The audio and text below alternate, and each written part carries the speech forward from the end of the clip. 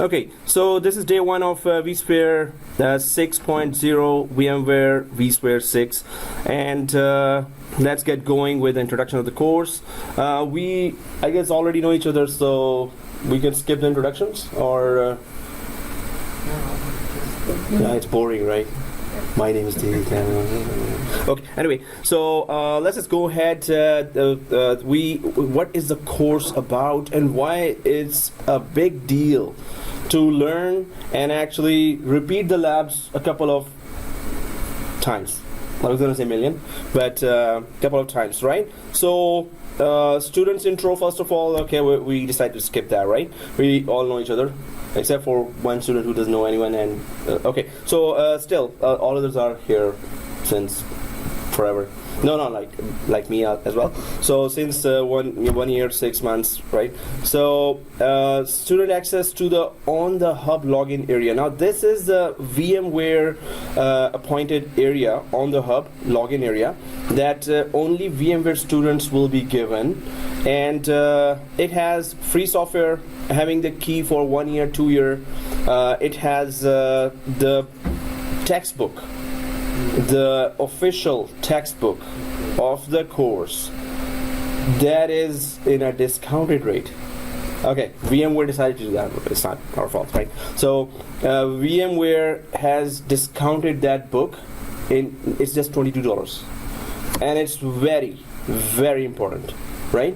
So I don't know why previous students did not buy that, but I would recommend that please buy that book, and you have to buy it from your account when you get access to that.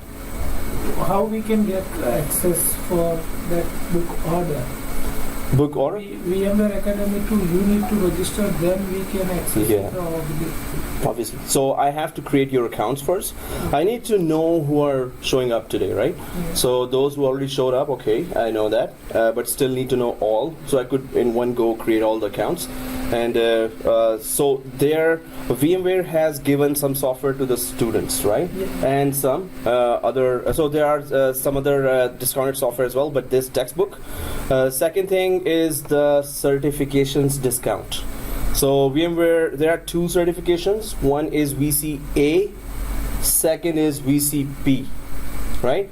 A is associate, and it's, marketing kind of exam. Oh, this is our product, this is our product, this is our product. But it gives you a real good insight of what are the products VMware is offering, and what are the new features in the product. So many students who have given the exam after studying it, VCA I'm saying, really understand, okay, this is why VMware is having the biggest market share in terms of virtualization of data centers, right? So VCA, $120 exam, but after discount it will be $35.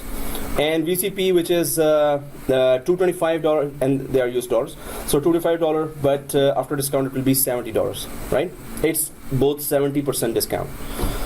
The exam voucher, 70% discount, you will get at the end of the course, right? And for those who actually were present throughout the course, right? It's not like, okay, 1 day, 2 day, you're here and then you don't show up. So yes, college has a strict policy, and VMware has a strict policy. If the students don't show up, there's a percentage of absences, then we cannot give you, right? So if you're not here, I mean, they're not gonna give you.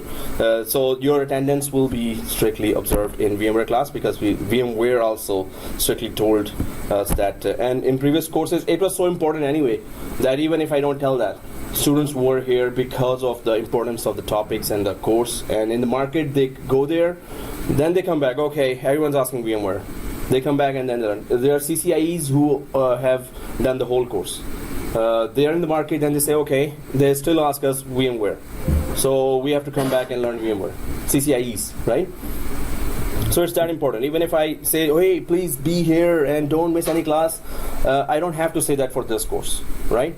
Students are really here. They understand the importance. They have seen outside what is the demand here. So student certification info, okay. That's why I take introductions, because there are many updates now. and many students have passed the exams. Many exams have been passed. So that's why that would be an updated info. So yes, after this, I'm just gonna take introductions again. And please let us know how many certifications you've passed. Others should also know that how far behind they are, if they are behind, right? But there's a very good, healthy competition going on here, and so many students are passing the exam, preparing for the exam. So those who are falling behind, I don't see anyone falling behind right now, except for very, very, very few. So those few, I'm really pounding them. Like, whoa, what are you doing here, man? So anyway, students' assignment to their servers. Well, we used to have servers here in the college. Each student had its own big rack server to connect to. But they were terribly slow. So that's why we're going to do our labs on these desktops, which are much, much, much faster. So the thing is, we need to understand the concepts of VMware, not connect to some fancy server that starts and you can go to Tim Horton and come back and it's starting. Hey, cool. So that's why I told them, hey, just sell your servers. We don't need them. So students connecting to their servers, seriously, I should remove that. Okay. Students, Google group, of course, if you know the format here, I'm going to create a Google group, WhatsApp group, and LMS area to track our classes, right? And there's a defection. No. Defector. No. So you left your group here line to okay. So anyway, students, day one lab. Guys, so we're going to create a bigger lab now for VMware, and we're going to discuss why we're creating 5 machines instead of just 2 machines for those who were doing previous courses. So just in 7412, which was the Microsoft course, only there we create 4 machines. So we're going to start with 5 machines, right? So that's why we will be facing some performance issues because there are so many courses going on here, and facilities are kind of getting limited now. So guys, this has to happen. So introduction, although I asked that everyone knows everyone, but now there are many updates, so we need to know those updates, right? So let's start from, you're gone here. So I don't record the introductions. What is the difference on VCA and Foundation? Oh, that's in the slide in detail. But VCA is just Foundation, which means, as I said before, marketing kind of exam. Like VMware says, this is our product, this is our product, this is our product, this is our product. So, and then the features related to VCP. That VCP is a professional. What is VCP dash DCV? So, data center virtualization. So what do you mean by that? Data center virtualization. What is data center? Can you tell me? All data storage in one place, that's frequent.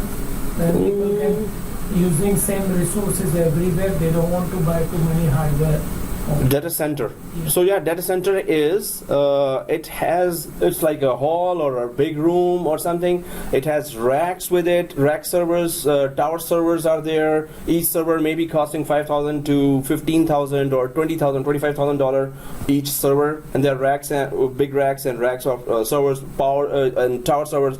UPS, you need to have that power supply continuously given because it consumes a lot of power. You need air conditioning so the servers are cooled down, and then you need raised floors to have cabling coming from down, and also the security and so these are all the costs related and the whole environment that you create for data center. But when you virtualize that data center, so you had rows and rows of physical servers, now those are shrinking. Right? Suppose you had in a large company 2,000 servers or even more. Physical servers, 2,000. So you can imagine the cost that each server, suppose it's $7,000 average, $7,000 average, and it's 2,000 servers, but it's a large organization. They're earning in millions or billions. So the thing is that if you have those large amount of servers, yeah, there are 2 ghosts in the front. Yeah, that I see. Okay. Well, you can see it. Wow. Okay, thank you. So here, so what we were saying is that data center used to be huge with physical servers, full of physical servers. Now They are virtualizing so crazily. They have virtualized. I used to say that 3 years ago. They are virtualizing. The trend is crazily being implemented. The servers are going virtualize. Now, after 3 years, I am saying they are going cloud now, right? Which means total disappearance of data centers. Yeah. Right? So Everything going India. yeah, everything going India, right? Okay, so everything is going. Cheaper labor where is available Yeah. IT field India. Then Yeah. going there. No, wherever there are data centers, the technology, the software, the coding is being done in India, the consulting is being done in India, support, human resources, right? Wherever they need hardware, wherever they need data centers. So data centers are now big players like Amazon Web Services and Microsoft and Google and VMware and all the other third parties. They have created their own data centers across the globe, wherever. And some of them are even thinking and are creating the data centers just to cool down under the ocean as well now, right? So they should have natural cooling there, right? So the data centers wherever the hardware is, so the companies are creating those data centers, and the companies who have their servers need to be virtualized and now to go cloud. They're asking those big companies, hey, can you host our Exchange server in your data center? We don't need to maintain our data centers, right? So they are virtualizing their servers that used to be sitting in the physical servers. Now they will be virtual servers, either still in their data center, one physical server and many virtual servers, or all their virtual servers will be there in somebody else's data center now. But that's a more rapidly increasing trend of putting your virtual servers in somebody else's data center. All you as a company need to care about is, do we have good internet connection or not? That's all. So that's what you maintain in terms of maintaining your own enterprise applications in a data center. You don't even need to have your own data center now, right? But because there are so many data centers now, and even medium-sized companies who were offering consultants, now they are going for purchasing their own hardware, because they already have consultants, but they now need more and more consultants. Because their data centers who are offering consultancy, now their data centers are increasing. So this means they need more technical people who can handle, 10 servers for this client, 12 servers for this client, 50 servers for this big client we have. So there are managed services companies there who are looking for people with multiple skills, right? So that's what you're doing here. You're gaining those multiple skills, and you can apply for those jobs where they need, do you do Exchange server? Do you do SQL server? Do you do Active Directory, VMware, Hyper-V, storage, and cloud? So all these courses are being taught here as well. The more knowledge you have, the more job area you cover, right? The lesser courses you do, the lesser job aspects are there, right? So DCV is data center virtualization. Data centers which used to be full of physical servers, now they are having very less amount of high-end physical servers, very less. And each physical server hosts 1, 2, 3, 4, 5, 6, 7, 8, 9, 10, up to 50 virtual servers now. So every virtual server is replacing one physical server now, right? So you can have more virtual servers now instead of physical servers. But that used to be the trend that, okay, we will have in our data center lesser amount of physical servers. Now the trend is, whatever lesser amount we had of our physical servers in our data center, let's get rid of them as well. And now our virtual servers will be in somebody else's data center who are only doing the business of offering data centers or the services of a data center to others now, right? So it's still, again, a new trend. Well, it's no longer new now. You will hear cloud in so many jobs here. Every company will have some of the virtual servers in cloud. Some of them will still be physical servers, or if it's a small company, they would just go cloud. They don't want to have their physical servers, right? So this is how it is happening here. So that's why virtualization is something that if you're a developer, if you're a network administrator, if you're a system administrator, you have to learn virtualization. if we say, some people are saying that okay, everything is now cloud, they don't need us, they don't need system administrators, they don't need network administrators. So that's not true. Some of the companies actually tested cloud and they're bringing back their servers to their own data centers as well. So it's always going to be a hybrid environment. Well, in near future it's still hybrid. Hybrid means what? Combination of physical servers in your local data center and some of your servers connected from the cloud to your data center. So some servers in your data center, some servers in the cloud. Cloud means somebody else's data center, either Microsoft's data center or Amazon Web Services data center or Google Cloud. And these are just the main name. There are so many. DigitalOcean.com. They offer $5 per month virtual machine. DigitalOcean.com, right? There are hundreds of sites now that are offering their own data centers, their own servers, right? Hundreds of them. We just know the 3 major or 4 major players here. But there are hundreds of companies. I can just start that business by putting 5 racks, and each rack will have 10 servers, and there are total, suppose 50 servers. I can start offering cloud if I have a very good website, and I know how to handle all those machines. I can just start offering. This college can start offering. They have many racks here and servers. If they have if they can offer high availability of those servers, there are many companies who would host their enterprise applications on their servers, right? Companies don't want to take care of their hardware, they don't want to take care of their data centers, UPS, security, and air conditioning and everything. Somebody else is taking care of that. Huh? Electricity is on now. Yeah, so definitely. It means the companies are moving from physical server to cloud. Yeah. Cloud or virtual servers. So hybrid means they still have their local servers and the cloud as well. So obviously in future the job will be go down. Why? Because the cloud companies, the companies that are offering cloud services, they need experts as well.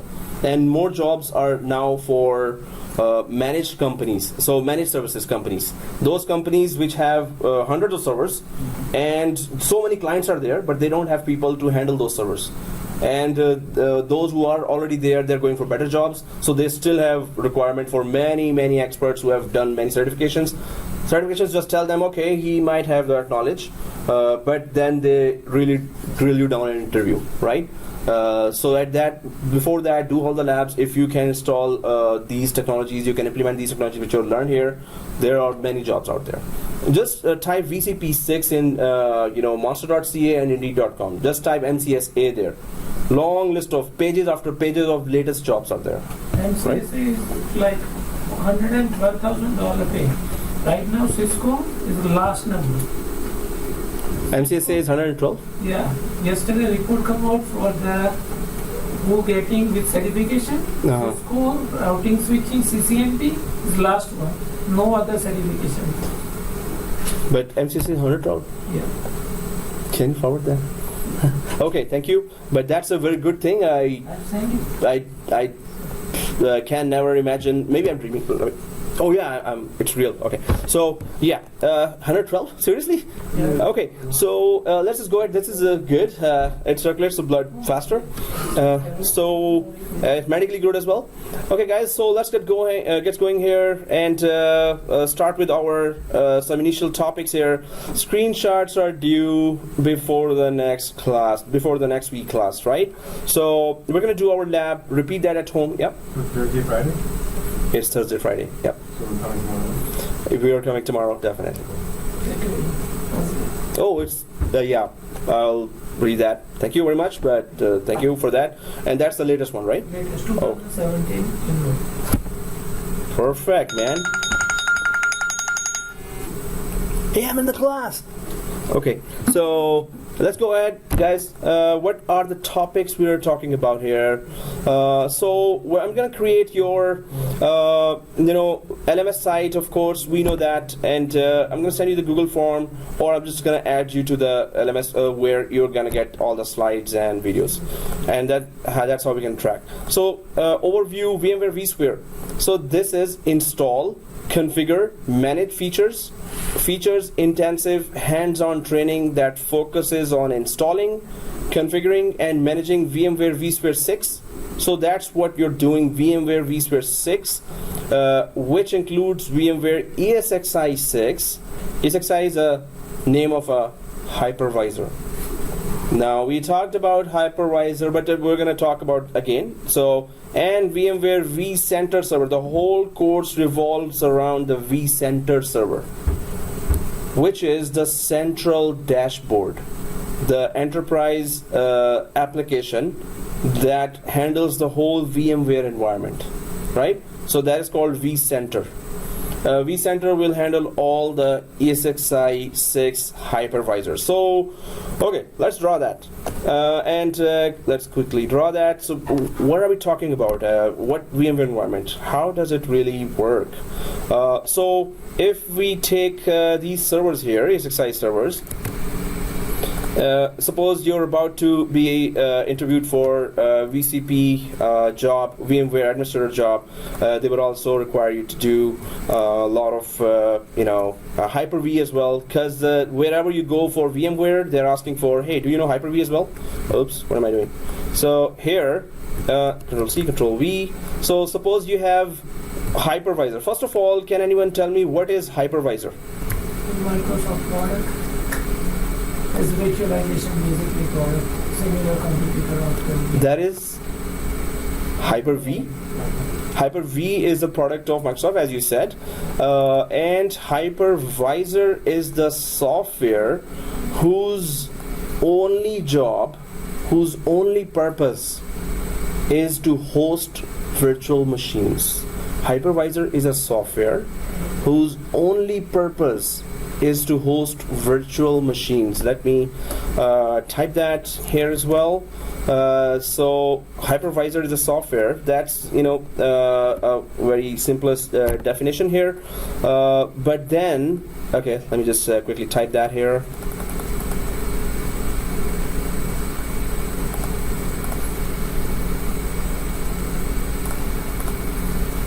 Okay, so hypervisor, and this is what our course will be revolving around. If you have hypervisors, you can handle them through vCenter.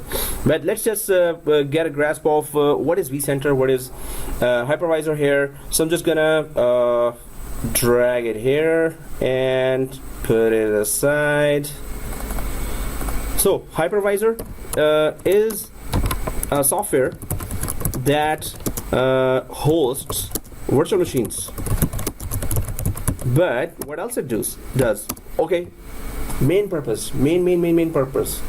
Hypervisor hosts virtual machines. Nothing else. It does not do anything other than this, right? But how is it a big deal? Why is it very, very important? It's a foot soldier, right? Without foot soldiers, generals cannot do anything, right? They don't have anyone to command. Without the robots, the machines, the managers in the company cannot produce any products, right? So hypervisor is that integral component. Without that, there is no virtualization, right? So what happens here is a software that hosts virtual machines. It translates virtual machine requests for hardware resources. Okay, sorry. Forwards, not translates. Forwards. Virtual machine requests for hardware resources to the physical hardware. An example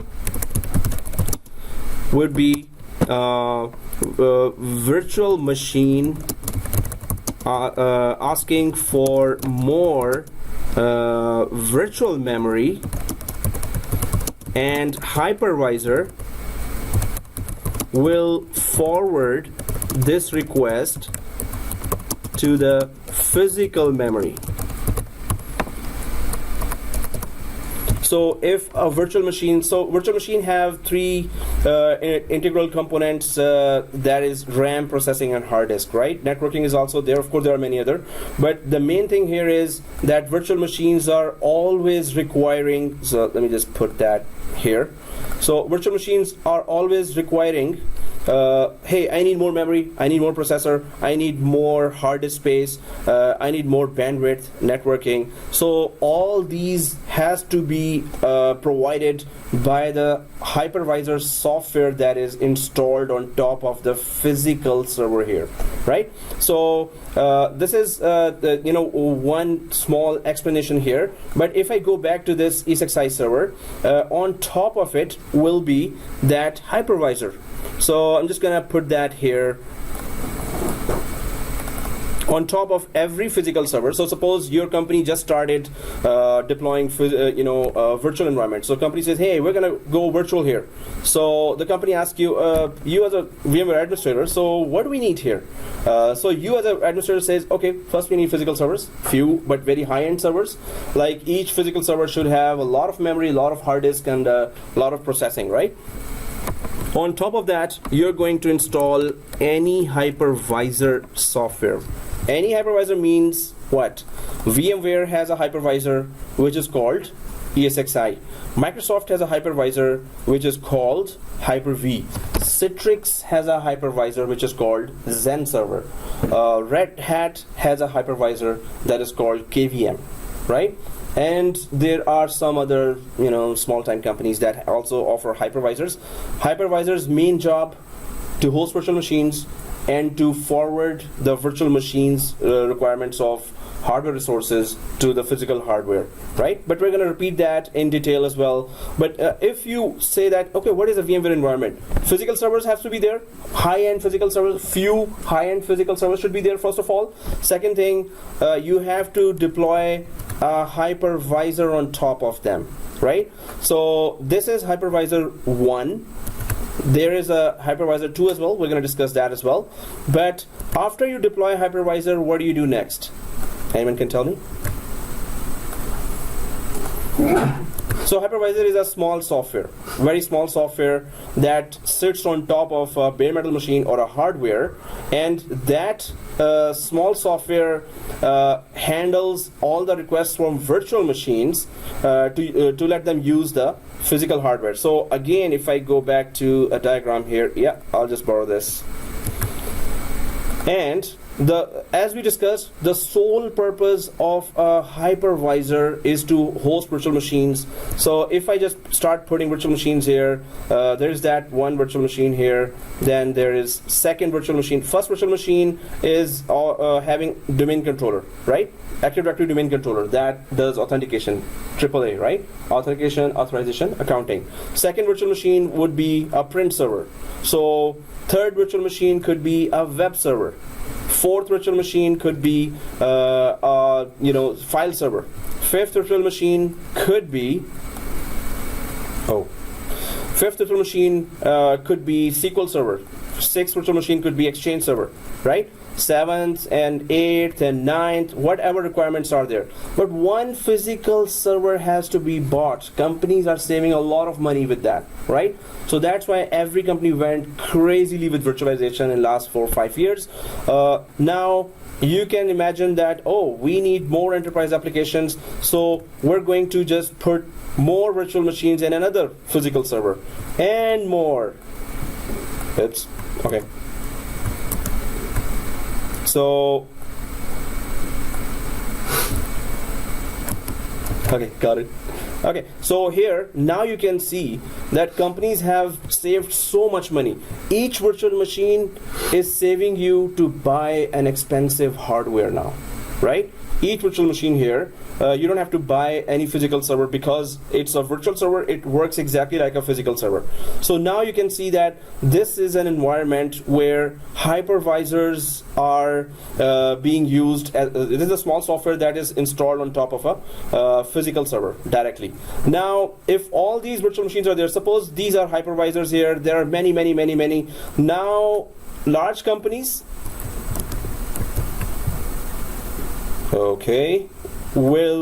large companies will look like this.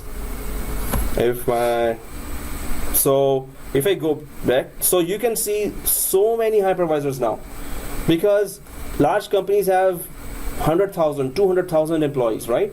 They all need to connect to resources. So if you have one domain controller, in large companies will have 10 domain controllers. If you have here in small company, one SQL server, large companies will have 20 SQL servers, right? So they need a lot of virtual machines here. For that, they need a lot of physical servers that are handling 20 or 30 or 50 virtual machines here, right? Now, each physical server has a software called hypervisor, right? So all these physical servers, either you can maintain by directly connecting to them one by one, or you just buy one central application called vCenter. And that vCenter will tell you the health of every hypervisor. That vCenter central application will tell you the health of every virtual machine. Suppose there's one virtual machine down here, and 3,000 users were connected to this virtual machine. So at once hypervisor vCenter will alert you. vCentral, which is a central application, and the whole course revolves around the vCenter, right? And where we install this vCenter? vCenter will be another physical server or a virtual server. It's up to us.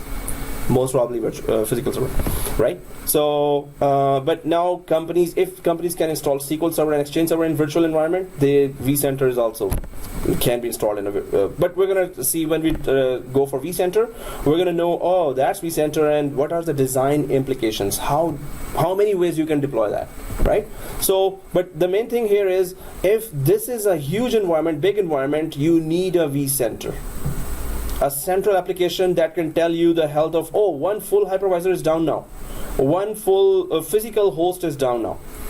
So normally in VMware environment, we call them hosts, right? Just host. Host means a physical server with a small software called hypervisor installed on them. And there are virtual machines being deployed on them, right? Well, even virtual machines are not there. A physical server with a hypervisor in VMware is called a host. So if I just take this separately here, this is a host. So how many hosts you have in a environment, VMware environment? So at once you will understand that, okay, I'm asking about a physical server that has a VMware hypervisor called ESXi installed on it. That is called a host, right? So so again, let me just clarify that one or repeat that concept again, which is how many hypervisors there are, and we should know which company is offering what. So VMware offers a hypervisor called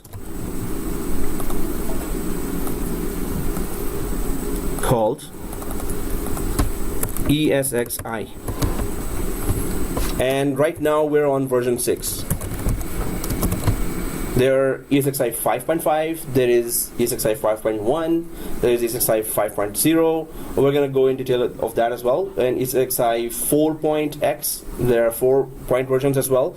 So right now the hypervisor of VMware, which we can call as foot soldier, or which we can call the most integral component. Without that, you don't have virtualization, right? So, and Microsoft offers a hypervisor called Hyper-V, right? And Hyper-V is based on the Windows operating system version. So Hyper-V was Windows 2008, it was introduced, and then Windows 2012 Hyper-V, and now Windows 2016 Hyper-V, right?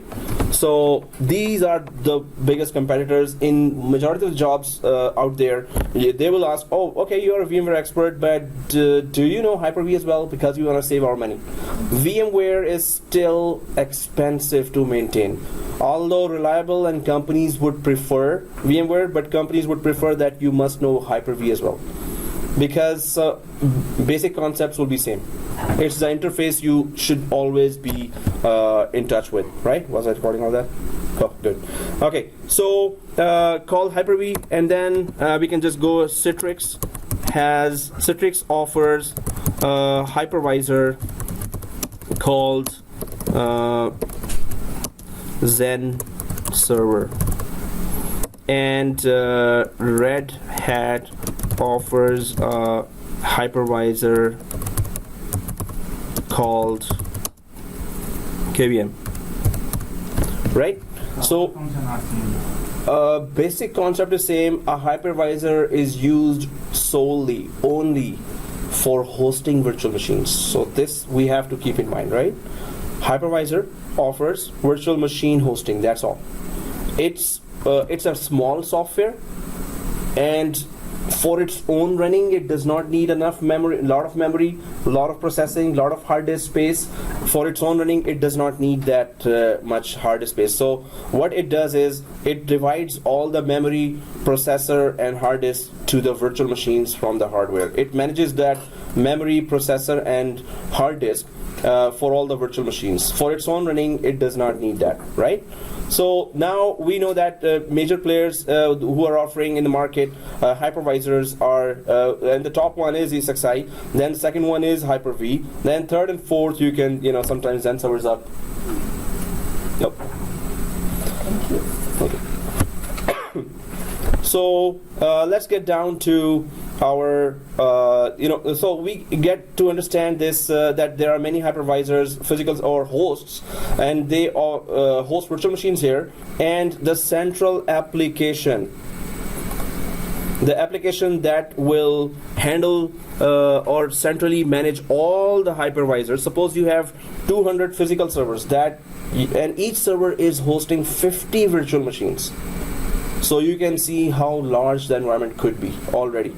200 by 50 is 10,000 virtual machines, right? So vCenter, a single vCenter can manage the whole VMware, vSphere environment.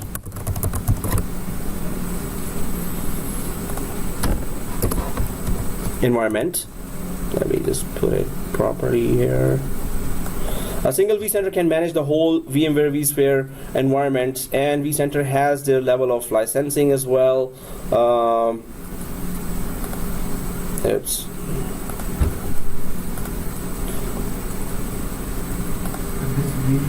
vCenter is not good for a small scale industry. Suppose it is expensive, but there are some cheaper versions as well. If you have 5 or 6 hypervisors hosts, if you have 5 or 6 hosts, physical server 5 or 6, people still use vCenter. There are licensing levels, right? So it's an enterprise application. It's a big software that is centrally managing all the hosts. It tells how many hosts are there, physical hosts. You can add the host manually, and it can tell how many virtual machines are there, what is the health of the virtual machine, what is the bandwidth.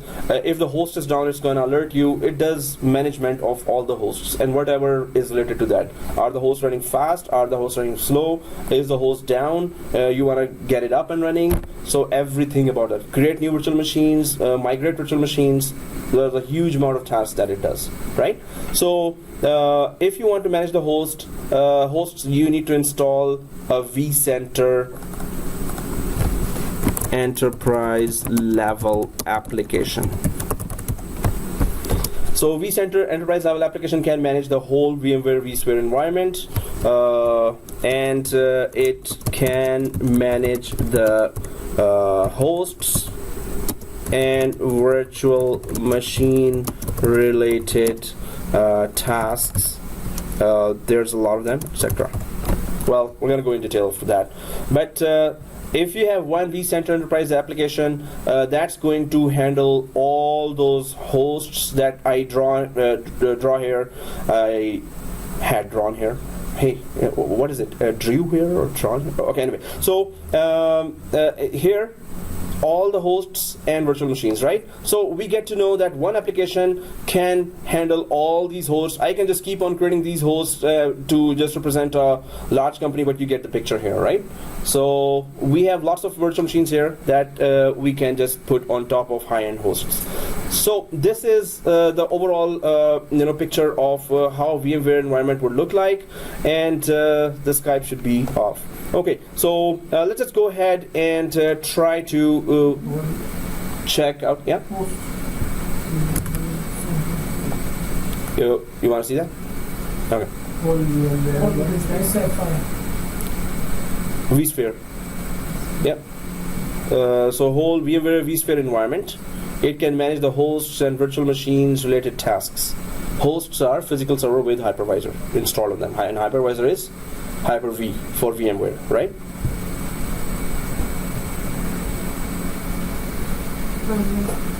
Hypervisor is Hyper-V for VMware, right? No, they both are diagram. What is the name of the hypervisor from VMware? Wait, here. So ESXi hosts. So ESXi is the name of the hypervisor in VMware, right? And Hyper-V is the name of the hypervisor in Microsoft. So let's not mix them. But in the industry, you will need to know that difference. If you say it wrong, the interview might be cut short very, very soon.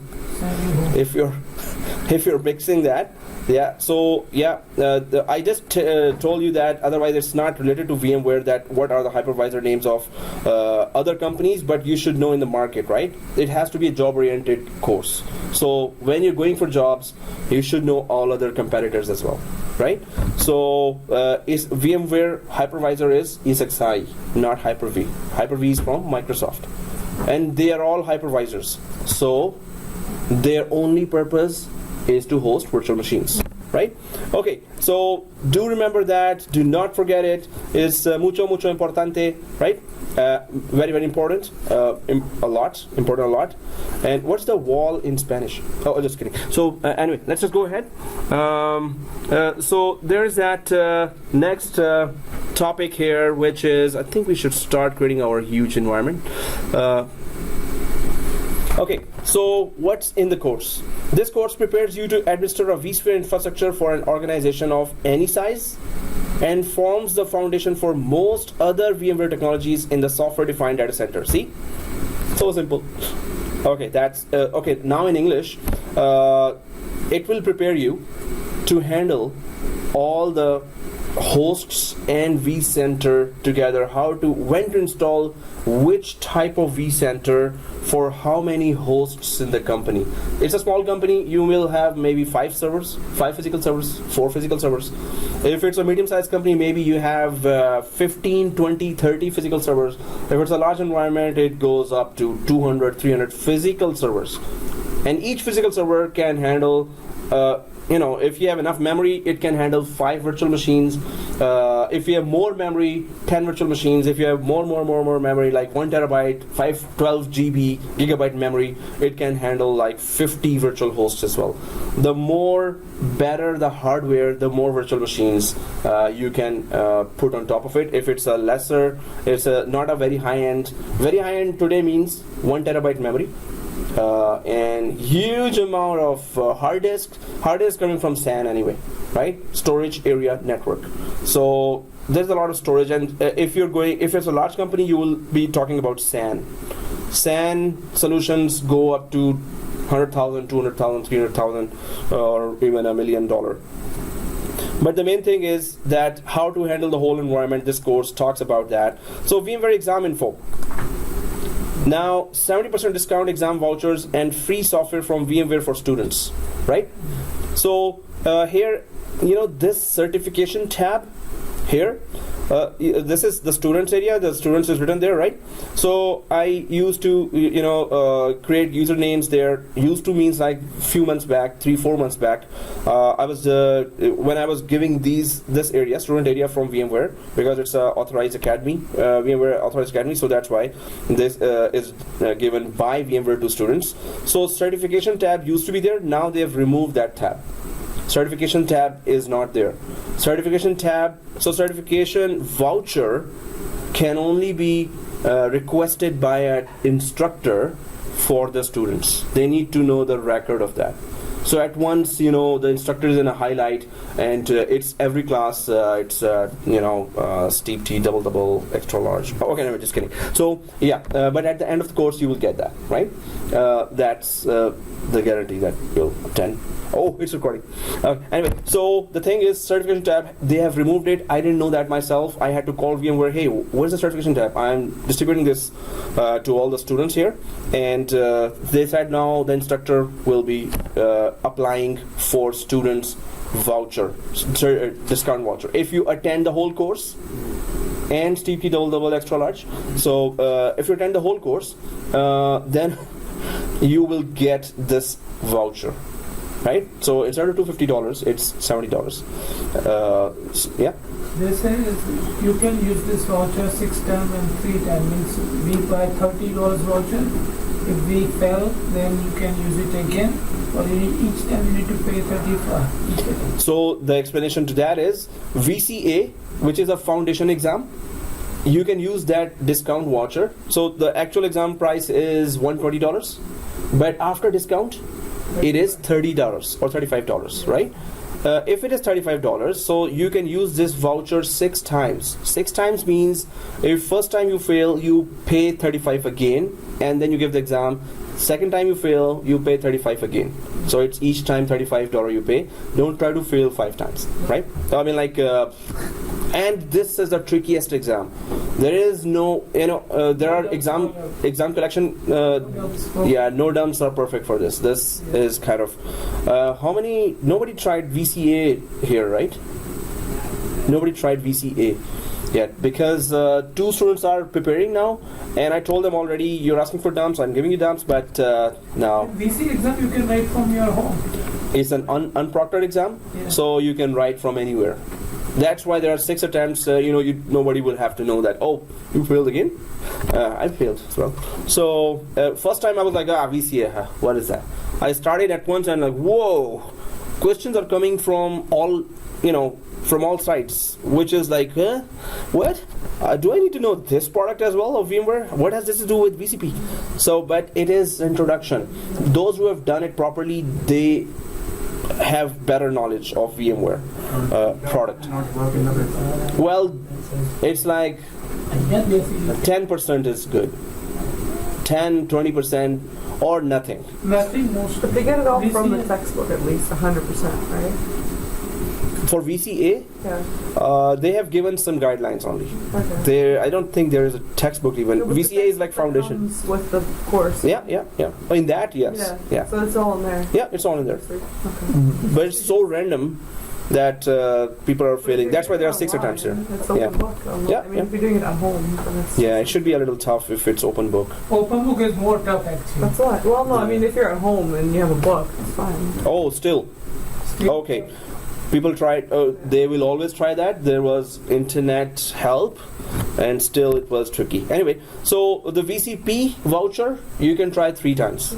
So instead of paying $250, you can pay $70 3 times, right? Good luck. But there are 3 students here who passed VCP in the first attempt. Yep.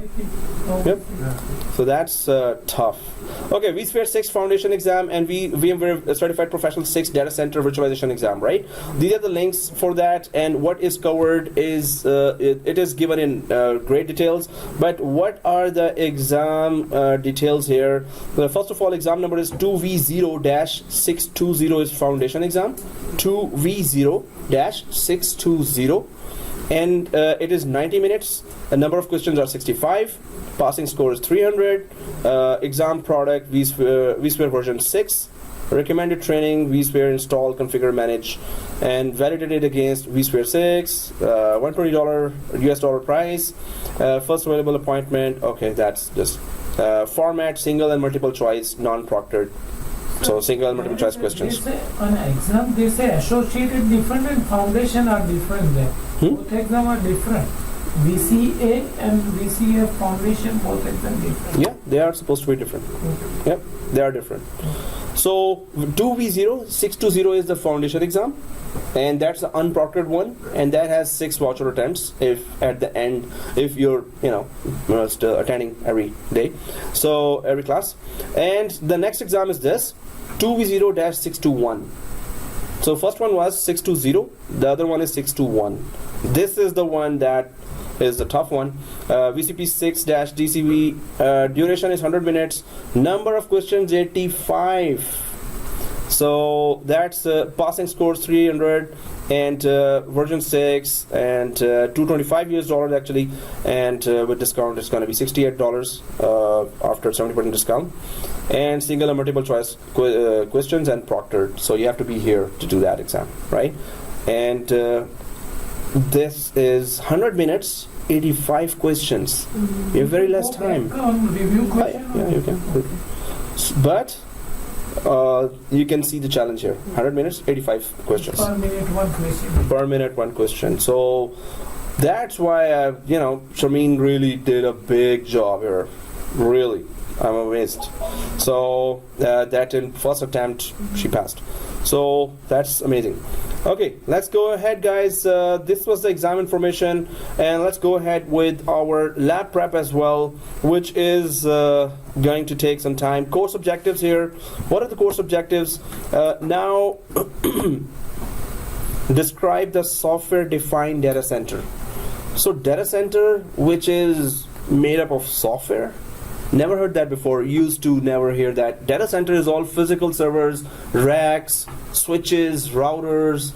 Data center was all about that. Now everything is a software. It is converting. Virtualization means one hardware can handle many software products, right? So software-defined data center means that everything you were doing on a physical hardware is now turning into software. There are software switches now, and there are software routers now, there are software servers now, so everything is software-defined. So then you have to place it somewhere, right? There are many products, so that's why Windows is again coming into perspective.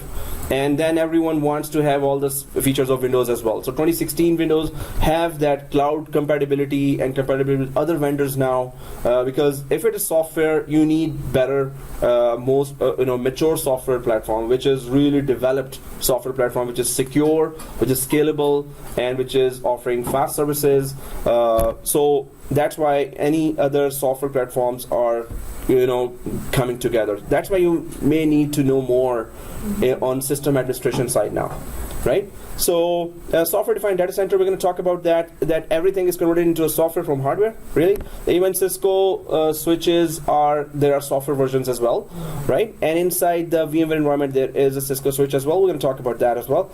So deploy an ESXi host and create virtual machines. So then comes ESXi host. We're going to deploy that hopefully today, or if not today, then tomorrow. By tomorrow we'll be there. We're going to deploy ESXi host, which is a hypervisor. And if you have ever deployed Hyper-V hypervisor, which is from Microsoft, it's going to be the same thing.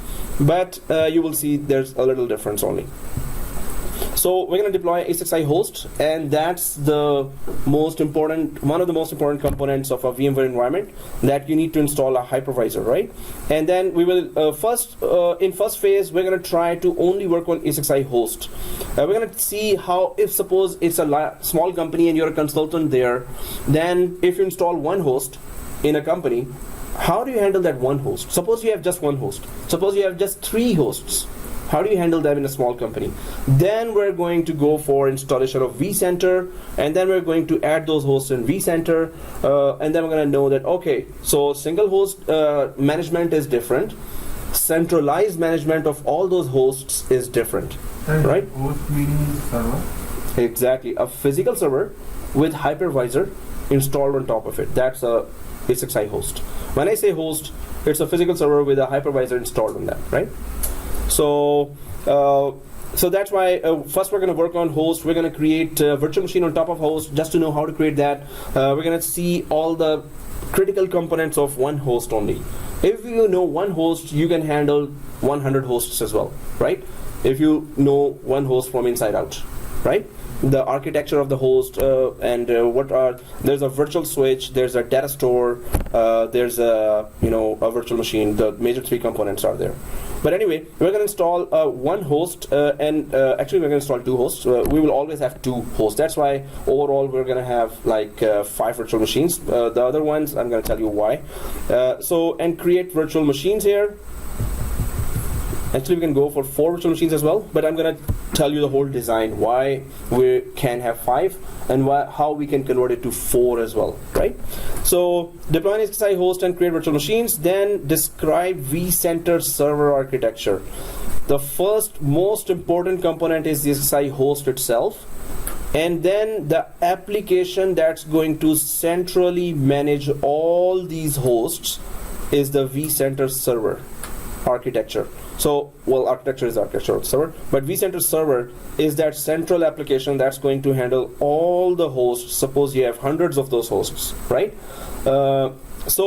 vCenter server here will handle, so that's why first we're going to concentrate on the host, what is inside out of the host. Then we're going to go throughout the course, we're going to only use vCenter, right? Because that's what you need to know in order to pass VCP exam or to pass the interview.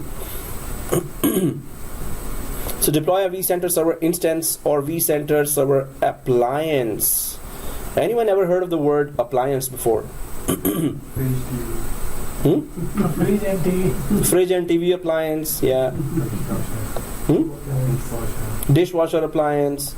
So that's not that. Okay, so this is a software appliance. If you go for the IT context now, let's only talk about IT. Okay, so and then there are hardware appliances for firewall, antivirus. They give a rack type server here, and then inside only basically configured by the vendor itself.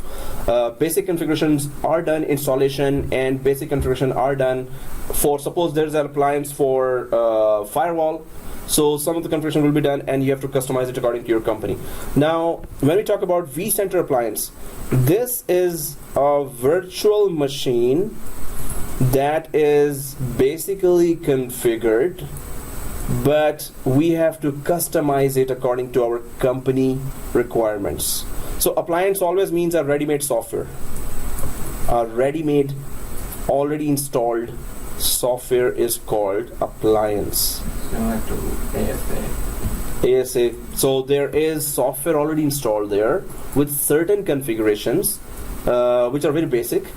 But then you have to configure, you have to give an IP address yourself, and you have to put according to your company all the customized requirements for that, right? So a ready-made software is an appliance, or basically configured application installed inside a virtual machine is an appliance, right? So some software is, sometimes software is a vCenter appliance, so vCenter will be there inside already.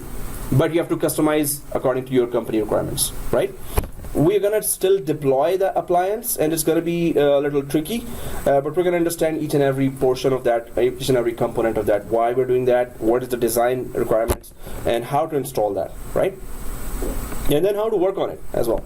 So, but appliances are ready-made software. We're gonna use some more appliances as well. Some of the students in other courses have been asking me, hey, can you use that third-party software, this third-party software? We should know third-party software which are being used in the industry a lot. There is a software company called Veeam. You may have heard, or you will hear now, if you're inside VMware. Veeam is another company, VEEAM, Veeam, that does backup and replication. That's used a lot in many companies. So we're not only going to learn just VMware, the third-party software that goes with VMware, or those which are popular with VMware. So Veeam is one of those software that takes backup and replication. So we're gonna use that appliance as well. There are many appliances or ready-made software available that we're gonna use, right? Hopefully, if our 32 GB RAM really cooperates with us. So let's go ahead. There is that vCenter or centralized application that manages all the hosts. That vCenter we're gonna deploy as an appliance, and we're gonna deploy it as a software as well. But you're gonna see that when you do that. So use vCenter server to manage any ESXi host. Of course, that's the purpose of a vCenter. to manage ESXi hosts, right? So then once you install central application, it does not discover automatically how many hosts you have in the environment. Once you install a vCenter application, you have to manually add first host, manually add the second host, manually add the third, fourth, fifth, sixth, seventh, eighth, ninth, 10th. Suppose you have that many hosts, right? So vCenter does not automatically discover any hosts. You will have to go there and manually add this host, and there's a wizard of 6 or 7 pages. Each page is asking, hey, do you want to do this as well, this option as well, that option as well? So you can understand each and every page and try to. If you have like 10 hosts, or 2 hosts, or 1 host, after installation of vCenter, you have to manually add that host. Just like we manually add in Windows environment, once Active Directory is installed, we manually join the computer to the domain. So you have to manually, ESXi host has to be manually added to the vCenter server, right? So here, and I have a frog in my throat now. Okay, so configure and manage vSphere infrastructure with VMware vSphere client. Okay, how do you connect to that application? So connectivity, main topic, connectivity. Second thing, you need to connect to vCenter application remotely. You need to connect to ESXi host remotely. So if I go back to the diagram here, so vCenter client and VMware vSphere client, this diagram here. Now each host, you can connect to each host anytime, right? But there is a software that lets you connect to that host, so there are 2 ways you can connect, either browser-based URL or through a software that you install, which is called vSphere client. So I'm just gonna put that here. 2 ways to connect to ESXi host and or vCenter application. Not application, it's application. Okay, application. Pointer. Okay, here 2 ways to connect to the application, and we must know both actually. So one is browser based client called web client. Through that you can connect to the vCenter or center and to the ESXi host through browser based client. All you need to know is the URL of the vCenter and the URL of the host, and both have the URLs. You just put that https://ESXi2/vSphere client and you're connected. That once the screen comes and you can manage the host. Okay, cool. Then there's another way. Suppose browser is frozen, browser is corrupt, or there's too much security there. So you can so 2 ways to connect, browser-based client and vSphere client utility. You have to install that utility in any laptop or desktop to connect to either ESXi host to manage it, or to the vCenter application to control that, right? So there are 2 ways, and I'm just going to put that just around.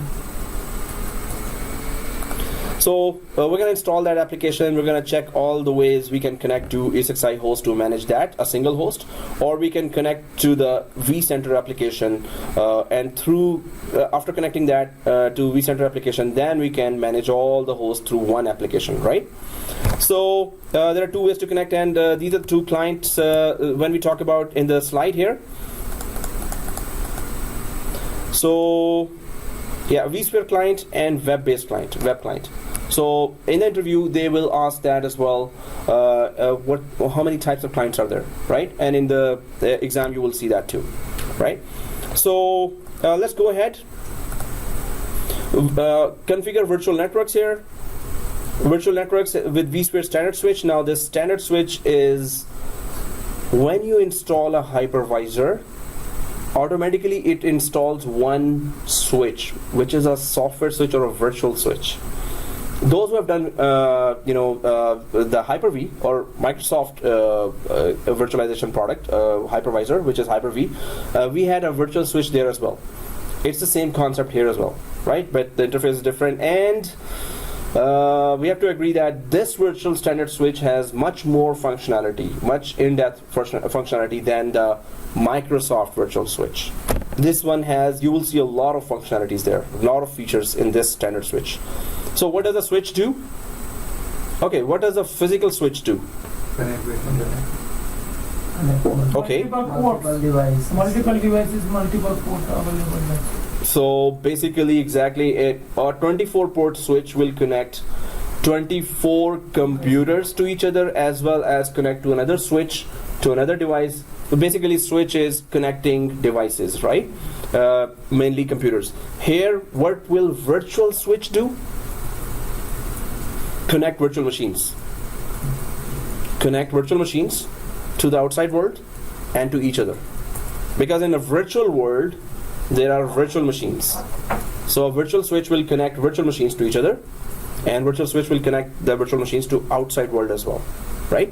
So we're going to create the whole network, create the whole, connect all virtual machines. We're going to have a long lab on, not very long, lab on understanding each and every component of virtual standard switch, right? Okay, use vCenter server to manage various types of host storage: VMware, vSphere, VMFS, NFS, virtual SAN, and virtual volumes. So now when it comes down to storage, storage is one of the main things, one of the most important topics. If the whole planet is going virtualized, they are doing virtualization. Even when the companies are going cloud, cloud is all virtualized environment, right? So in the cloud or in your virtual environment, you need some kind of storage. Some kind of storage you need always. So storage means a hard disk that can be remotely accessed, a hard disk that is not inside a server but somewhere else, remotely sitting somewhere else, a hard disk, right? And you're remotely accessing that hard disk or hundreds of hard disks, hundred of SSD hard disks from your environment. If I go back to my diagram here, so these all servers, hosts are there. They are hosting virtual machines, but virtual machines, virtual hard disk or virtual machines data, whatever virtual machine data is there, it's not, virtual hard disk is not sitting inside this host. Virtual machine does not live inside this host. Where does virtual machine live? And why did I put virtual machine on top of a host if they don't live here? Virtual machines run on the memory of the host to work on the host through running on the memory. But where they live on the SAN, storage area network. Now let me just grab that SAN as well. SAN diagram. Okay, that's good enough. So here, so all the virtual machines, so this tower you are seeing is having a lot of hard disks, rows and rows of disks. You know, I always tell that when I was in Scotiabank, there once we had to have a disk for SAN, and that was like 300 GB or maybe 1 terabyte disk.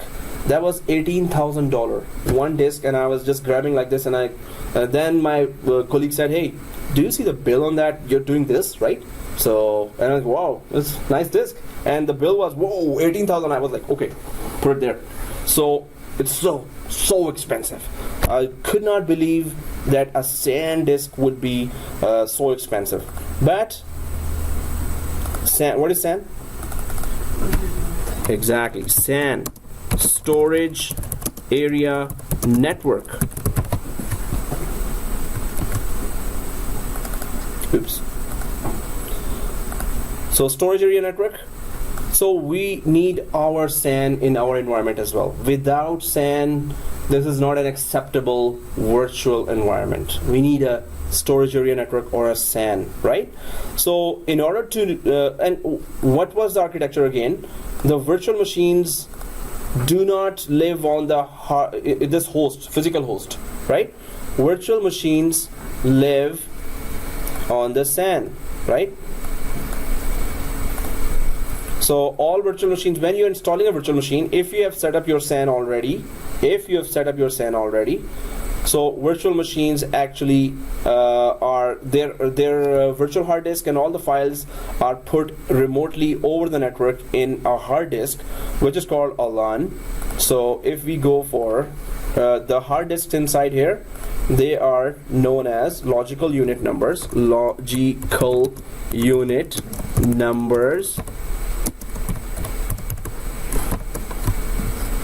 So these disks host all the virtual machine files here, right? These disks, so LUNs or logical unit numbers, they host all the virtual machine files. So we're going to step-by-step configure a SAN. We're going to step-by-step configure Hyper-V ESXi host. It's not a Microsoft class. So ESXi host, we're going to step-by-step configure enterprise. We're going to install all the components one by one, understanding each and everything about that component, right?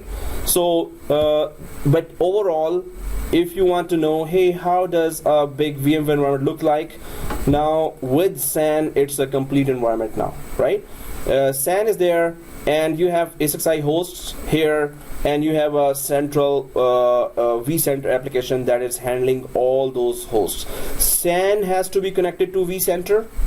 All hosts have to be connected to vCenter, and all the virtual machines through the host will be accessible through vCenter. So the heart of the whole environment is that vCenter, from which SAN will be connected, from which hosts will be connected, from which all the virtual machines will be managed, right? So it's a vCenter application we're going to be working on from time to time, actually all the time. So, okay, yeah, it's break time, you're right.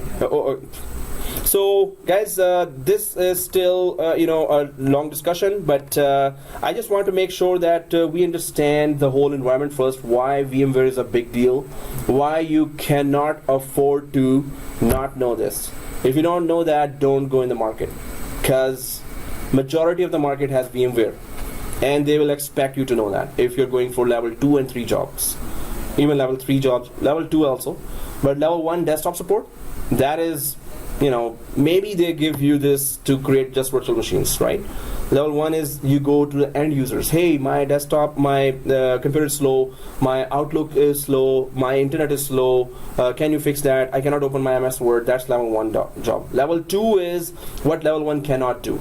A little access to the servers and also to the desktop support. Level 2 has to go. Level 3 is only servers. So if level 1 and 2 cannot do that, then on the server side, then you go to the vCenter, you log into the vCenter, and then you fix that problem for the clients, right? Mainly we are targeting level 2 and level 3 jobs here, right? But the more knowledge you have, the better job prospects are there, right? And the more hard work you have done, if you have done that hard work, right? There are these all, so I'm going to continue this introduction of all the things tomorrow as well. We need to start our lab as well, but let's just, till the break, we go for some more concepts here. So storage, I have explained already. There are logical unit numbers. There is VMFS, which is a file system, VMware file system, VMware FS file system. VMFS is there. We use this file system is deployed on top of any disk we are using, and the main benefit of this VMFS is that it supports all the advanced features of VMware. If you have a VMFS file system, it can support all the features of the VMware, and those features are coming up now. Now, what are the advanced features we're talking about? So VMFS is there, NFS, network file storage, This is also, there's NAS there as well, but NFS is a file system, network file system, not just storage system. NFS. So NFS, you can find, if you go to Canada Computers, you can find 4 disk enclosure, 10 disk enclosure, and it is controlled by NFS, right? So VMware supports that too, but some of the advanced features do not work on NFS. All the advanced features of VMware work on VMFS, right? So that's VMware's file system. Of course, they should work on that, right? VMFS is the file system of VMware itself, proprietary. NFS is openly used by all the vendors, so VMware supports that too. And then there's virtual SAN. So there is physical SAN, storage area network. I showed you the towers with disks inside. That is physical SAN. There's a virtual SAN as well. Virtual SAN is a software-based, virtual disks-based, highly available storage. But this is kind of advanced now, virtual SAN. But this is a software-defined SAN. So every switch is software-defined, router is software-defined, so why not SAN? SAN could also have its software alternative as well. That is called virtual SAN. But we're going to implement that, and we're going to understand that. And then there's virtual volumes. That is totally new, and that requires, this was introduced in vSphere 6. So it is an advanced concept. It just uses intelligently the physical SAN. For now, I can just give this information, but when we go in depth, you're gonna be like, oh, seriously, that's complicated. But we're gonna make it simple somehow. Okay, anyway, these are the file systems and SANs that are, or storage area networks, but storage is one of the most important topic when it comes to Hyper-V.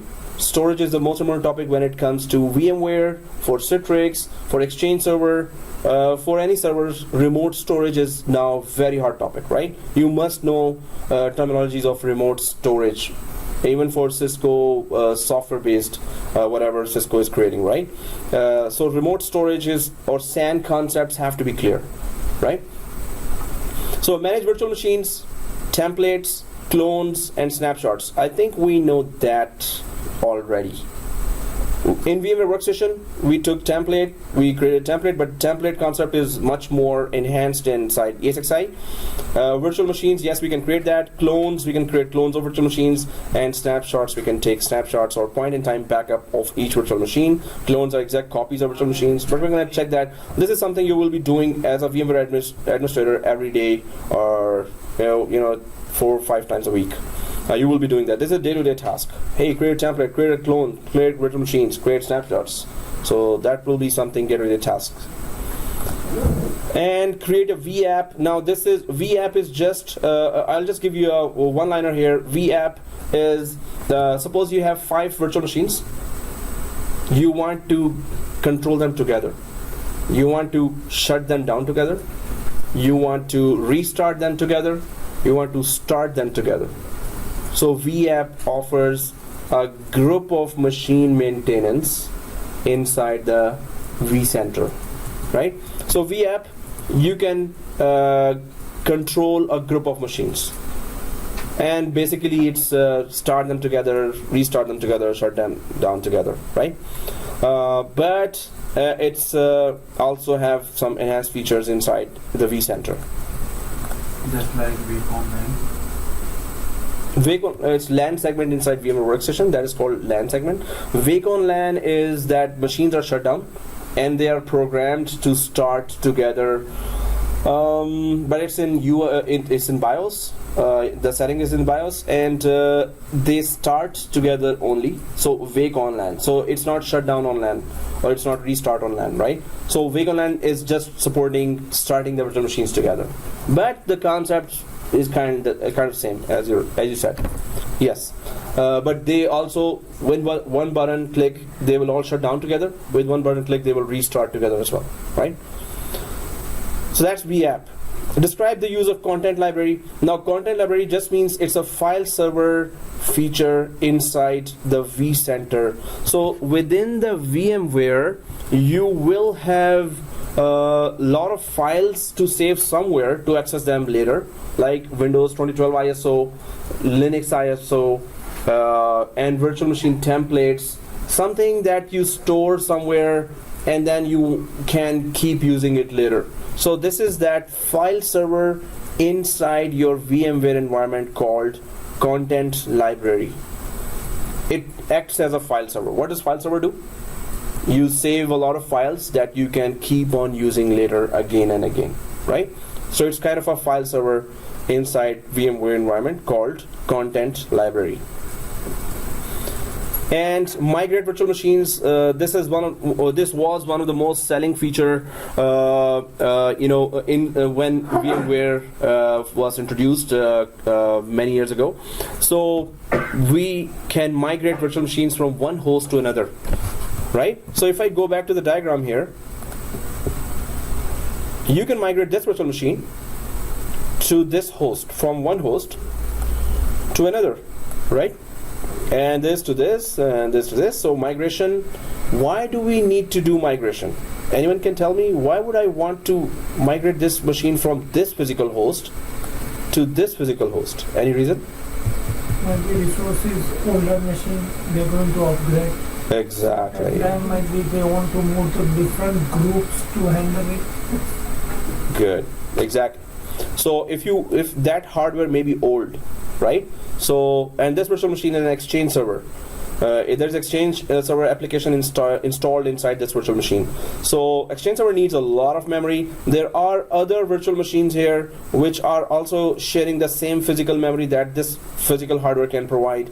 So Exchange says, no, that's not enough. Whatever you're giving me is not enough.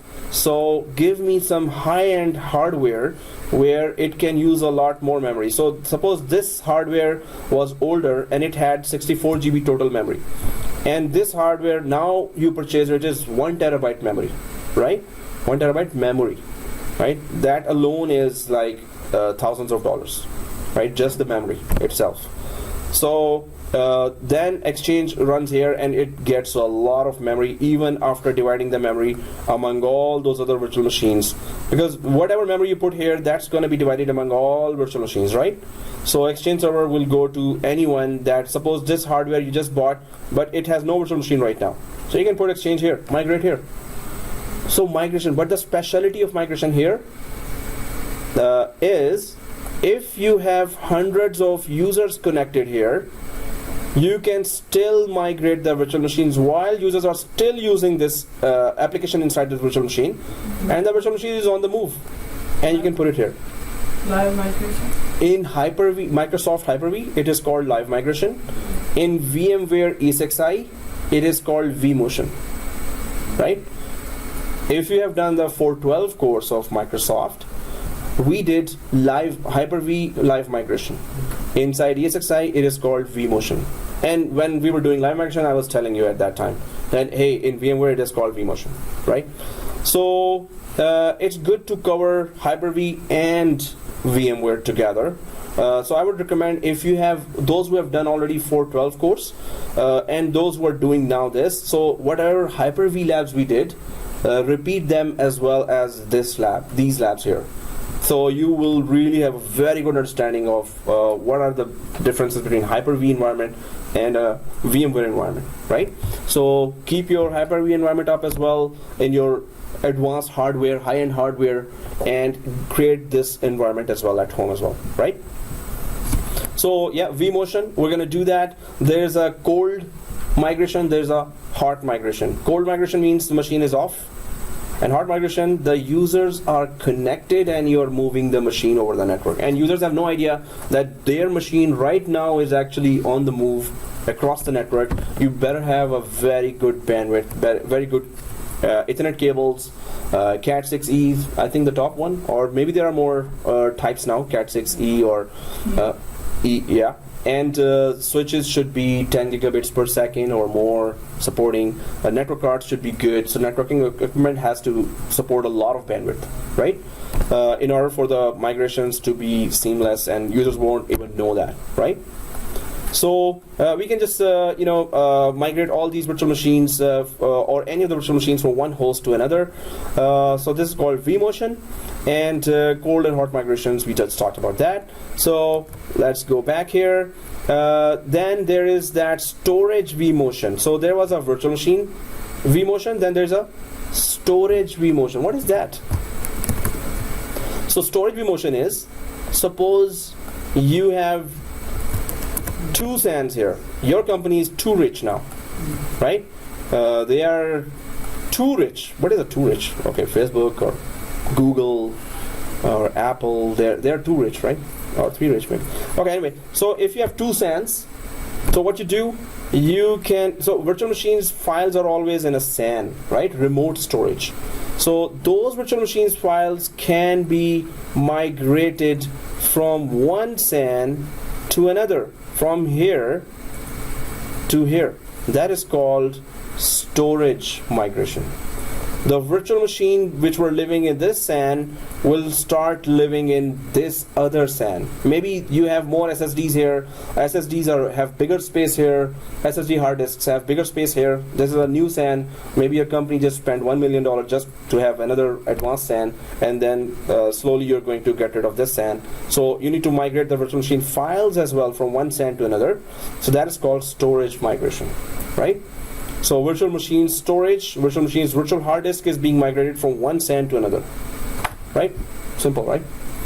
So, but if it's a vMotion, it's just virtual machine moving from one host to another. So from the memory of one host to the memory of another host. Whenever you shut down the machine, it is shut down here. Its files are always here. Whenever they're working, they are sitting here. Right? So, okay, storage migration is storage to storage, and we talked about that in those who did in the 412 Hyper-V. We talked the same thing there as well, right?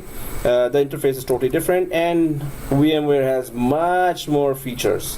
If you have done Hyper-V, and I would recommend, please compare your Hyper-V environment with VMware, because many of the features, replication, we did Hyper-V.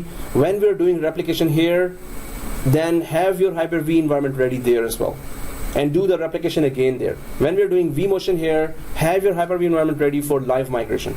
Then you will see the difference, right? But we will do that. Hyper-V is not a full course, right? So we couldn't do in-depth Hyper-V. But VMware is a full course, so we will be preparing a lot of stuff here just to do that migration and SAN storage configuration. Okay, so virtual machine migration is here. Storage migration is here as well, or storage vMotion. So monitor resource usage and manage resource pools. So there are monitoring. If you're not monitoring, they're gonna kick you out very soon, right? So monitoring saves your job. It's that important. So what are the monitoring tools you need to know inside vCenter environment, and what are the third-party tools that you should know as well? So we're going to talk about that. Resource pools, when you talk about resource pools, the most important resource on any ESXi host is what? RAM. Yes. There's one more. Storage. NIC. RAM and memory, yeah. NIC. Hey, they're both same, right? Processor. Okay. So second thing is processor. Okay, just kidding. Processor and memory, most important, right? They say future wars will be on water, right? The water scarcity on the planet is so much going. Future wars, hey, I need that water. This is my water. No, this is your water. No, it's my water. Yes, and you know, oh, not this barrels. This is gonna be, yeah.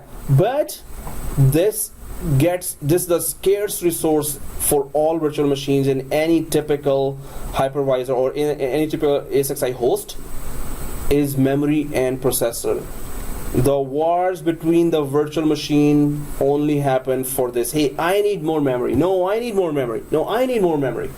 So processor as well. I need more processing. I need more processing. So they all are fighting for the memory and processing. Now you as a system administrator will decide which machines are more critical, which are less critical, right? So resource pool is a feature that lets you see the Skype. No, okay. That lets you. Oh, see the Skype again. Okay. So seriously, Skype is popping up. Sorry. So the resource pools lets you handle and assign memory to the most critical machine and leave the less critical machines aside. right? So when there's a war going on, when there's a contention going on, Exchange server here needs a lot of memory, and this is the peak time. Suppose 10 o'clock, 10 a.m. to 2 p.m. is the peak time normally considered, right?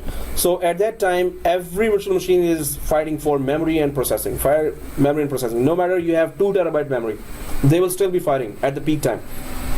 Why I'm saying peak time? They will fight. At the peak time, the employees are really busy accessing all the files. They're using your resources, and they all are using at the same time, right? At that time, right? So in the peak time, machines are fighting for processor and memory. So resource pool says that, okay, you can you think that, okay, CEOs and managers connect to our this server and that's this server, and then Exchange and SQL server are important. All others are like web servers and they don't need that much memory, but I'm gonna assign 64 GB or 512 GB only to these 4 machines, or each machine will have 128 GB each of memory. Others, so you're reserving the memory and processing for these machines. Reserving means at the peak time, they will be given that memory, guaranteed memory and processing will be given to those machines. Through resource pools, you can reserve that at peak time when every machine is asking for memory, just 64 GB has to be given no matter what. We don't care about other machines. They don't get memory enough to work. They could slow down. We don't care. The critical machines should get 64 GB no matter what, right? So that is called reserving memory or reserving processor resources, right?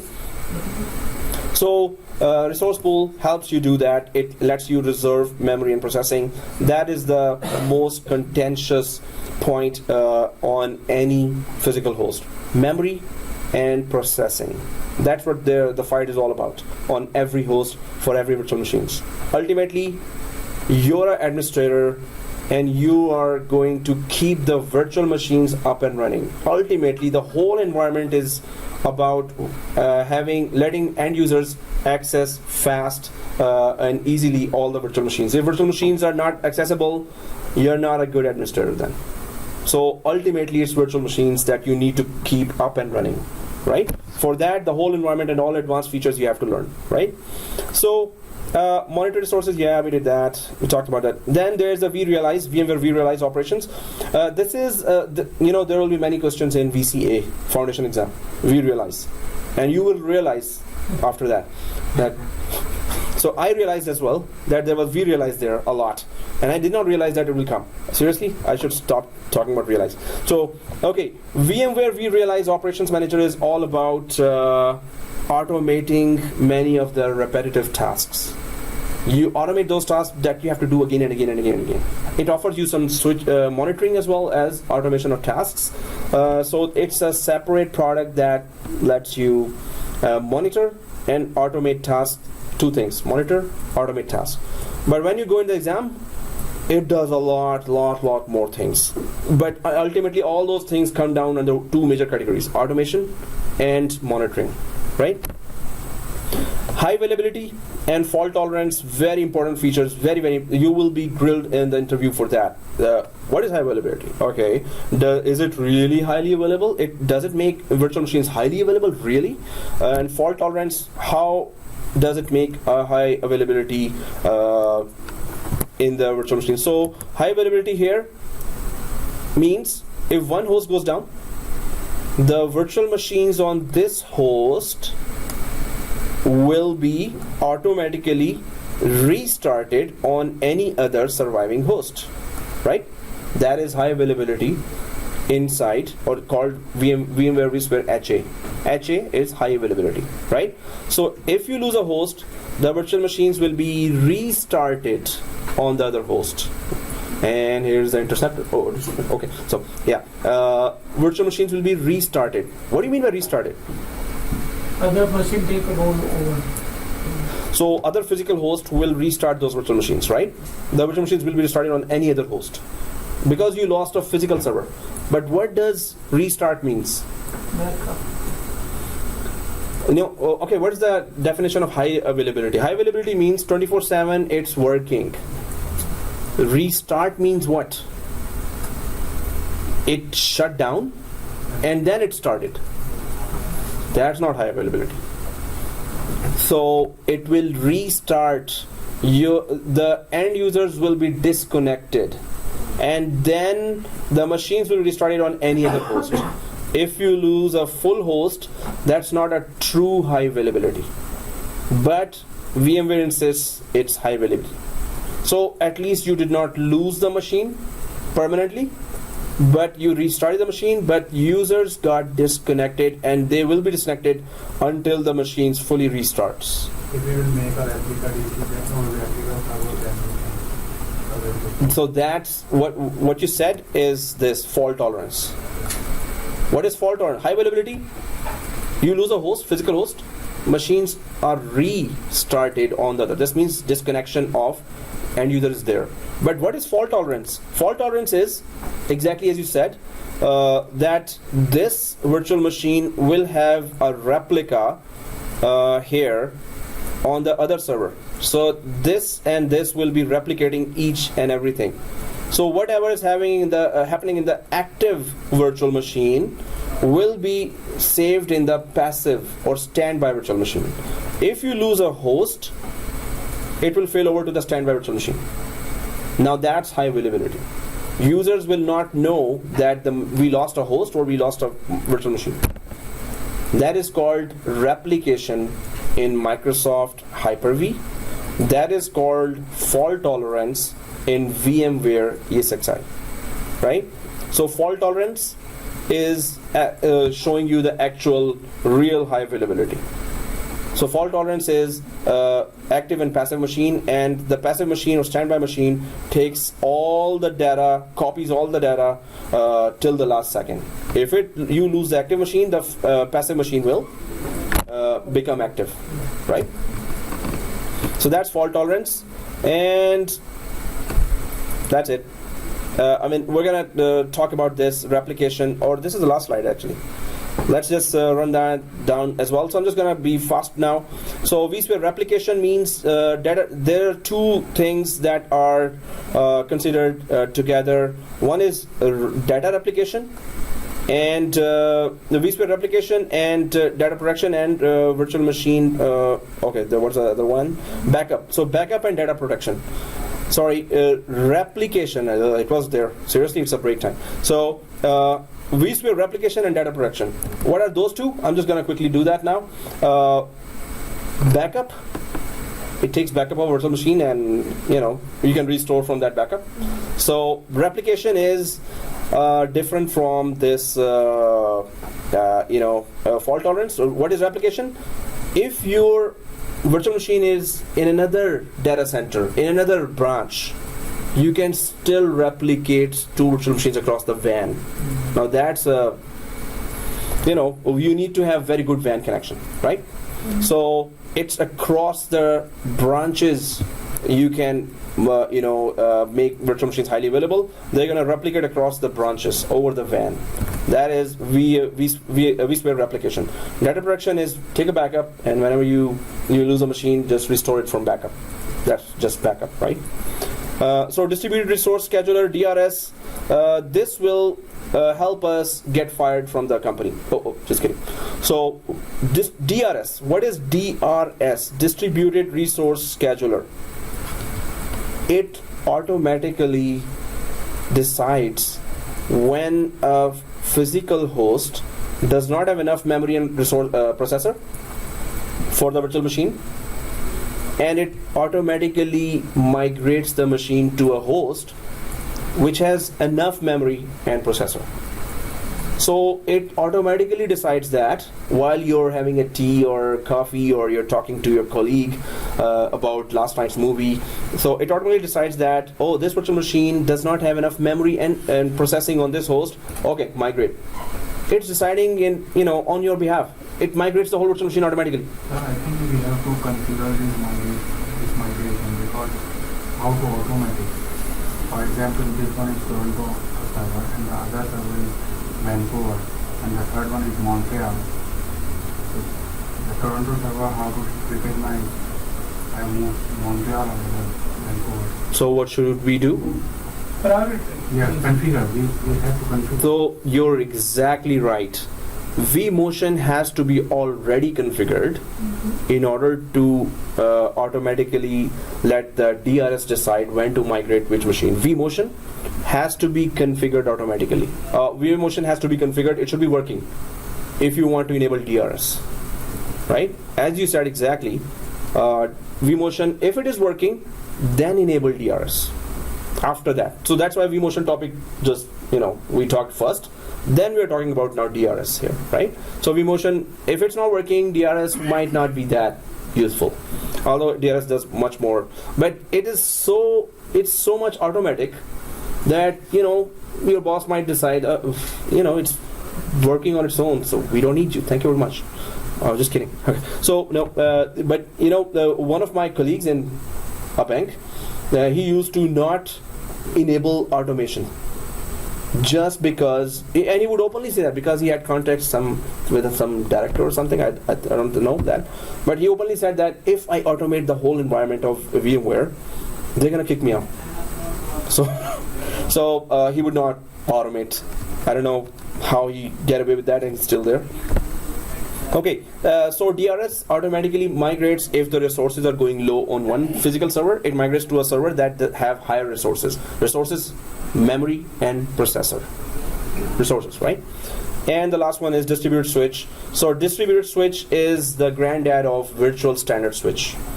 Well, not granddad. So distributed switch centrally manages all the networking of, suppose you have 50 hosts or 100 hosts, the networking portion only of those hosts you configure through distributed switch. Distributed switch gets installed inside vCenter, and it centrally controls all the networking of each host.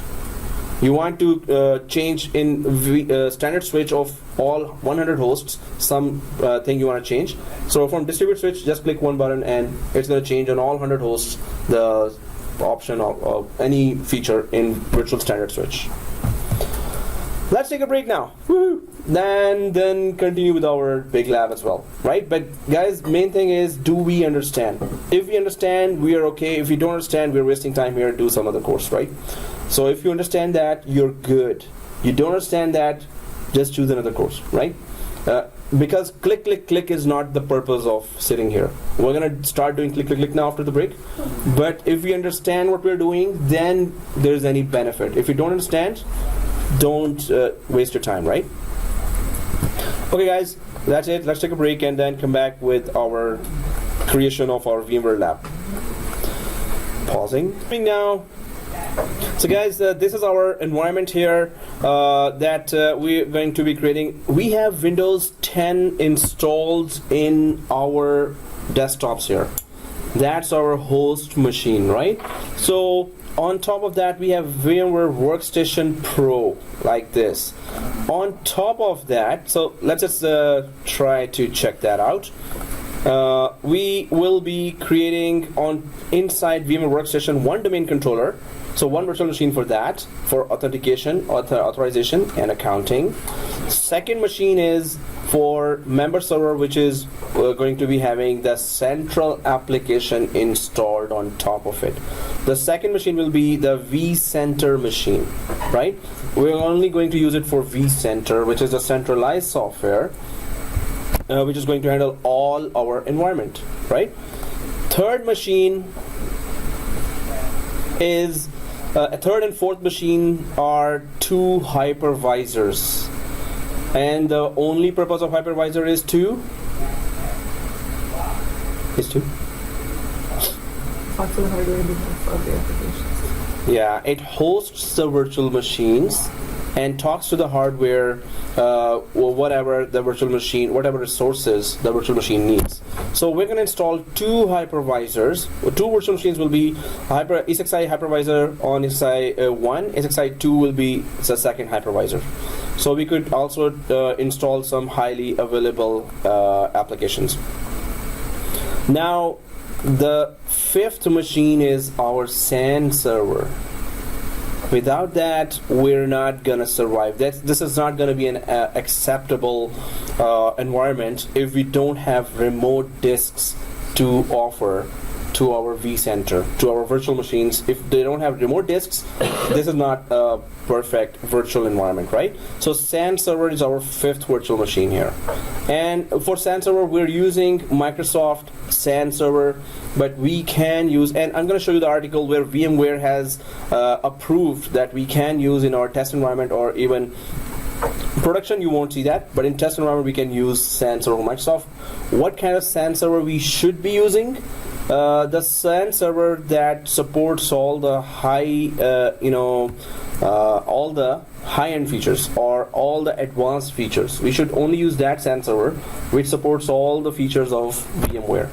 So that article says that Microsoft SAN server supports all the majority of the 95% of the features of VMware. So whatever features are not supported, I'm going to show you the chart what is not supported. I was having that plan of using EMC storage. In the storage world, EMC is a big name. NetApp storage, that's also a very big name. So majority of the companies you will see that storage is either from EMC or NetApp or from HP as well, SVC. So those storages are there. They have their software version as well. I wanted to use that so you could know what is the central application, how does it look like for EMC, how does it look like for NetApp, how does it look like for HP. EMC owned like same VMware, right? Yeah. EMC Is owned by Dell, like same. VMware and Dell both same company. EMC is not by Dell. Yeah. Dell has purchased VMware as well, right? Yes. And EMC also owned by Dell. But EMC's central application has a totally separate dashboard, right? So, but it is for hardware storage. But we should know before we end the course, at least we should know how the EMC storage dashboard looks like, how NetApp storage dashboard look like, how HP 3-bar storage dashboard looks like. At least when we go to the market, we will know already, yes, I have worked a little on EMC storage, I worked a little on NetApp storage. So I was trying to add that, but our 32 GB RAM is really less for that. EMC storage virtual machine, it would require 16 GB for its own working.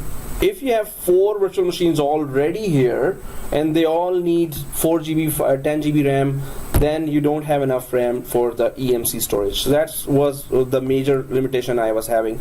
But this course I will try at least to get that EMC storage. I want to show you that in big companies EMC storage is there or NetApp storage is there. So at least you should have an idea that, oh, that's how the dashboard looks like and what are the major components of EMC storage or NetApp storage. So here, so we're going to have these 5 virtual machines. One is the domain controller, second is member server, third and fourth are the hypervisors, and fourth is the SAN server that will, the only purpose of SAN server is to offer remotely its hard disks. It's going to offer remotely its hard disks to the virtual machines. The only purpose of SAN server is to offer its disks remotely to the virtual machines. That's how you will see that environment configured in the production.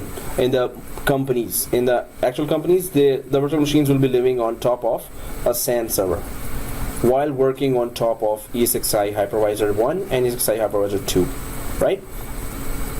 So this is the purpose. These are all the 5 virtual machines we need. Later we're gonna cut down on SAN server. We're gonna remove that SAN server. We would not need that SAN server later.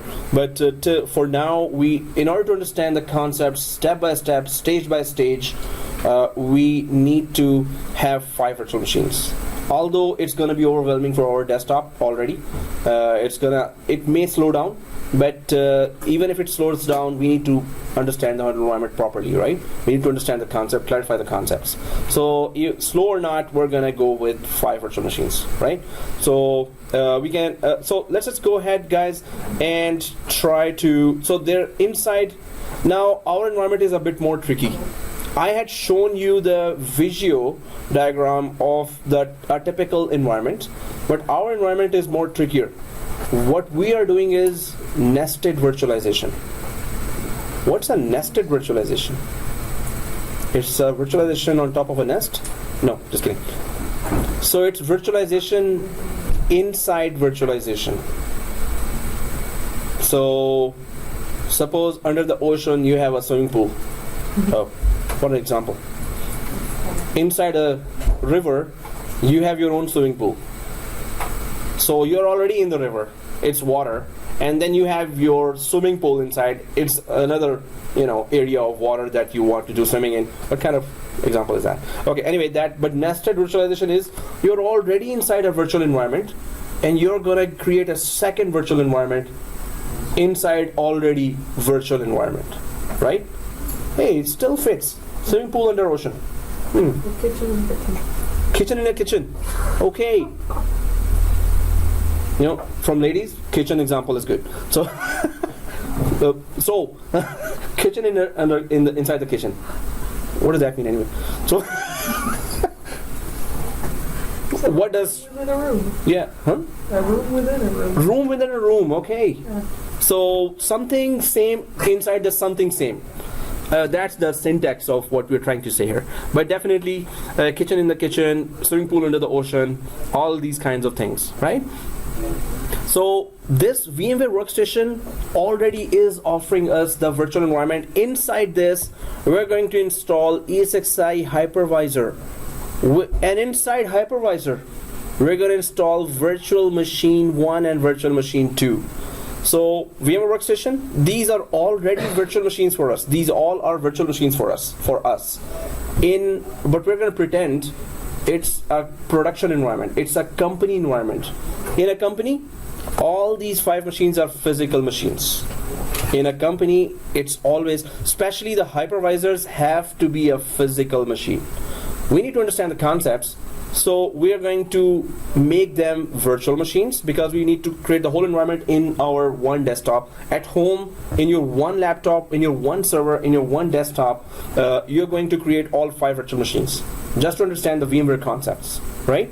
So since we need the whole environment in one hardware, we're going to create that whole environment inside one virtual machine. One VMware workstation, yeah, that. Okay, so it's nested virtualization, it's virtualization inside virtualization, it's swimming pool inside the ocean, it's kitchen in the kitchen, it's chicken in the chicken. It's an organ in the body. It's an okay, organ in a body. Yeah, it's same thing inside same thing kind of thing. Okay, so organ in the body, okay. Organ is different, bodies different, right? So it's body in the body. Seriously, where am I going now? Okay, get out. Get out of my brain. Out of my brain. So, okay, so VM01, VM02. Now we understand that, right? Let's create that. 5 virtual machines inside VMware Workstation Pro. Now, you as a VMware administrator have to start calculating from now on. It will be simple maths now. Domain controller needs 2 GB RAM.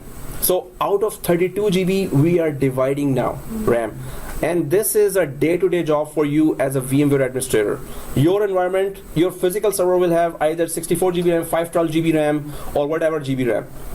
As soon as you start putting virtual machine 1, 2, 3, 4, 5, 6, 7, 8, 9, 10, 11, 12, they will all ask that same 512 GB RAM, they will all ask their share of RAM.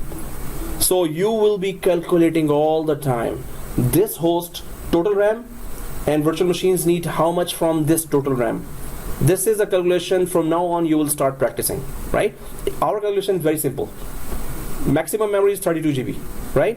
2 GB for domain controller, 8 GB for vCenter. vCenter cannot run if it is not given 8 GB.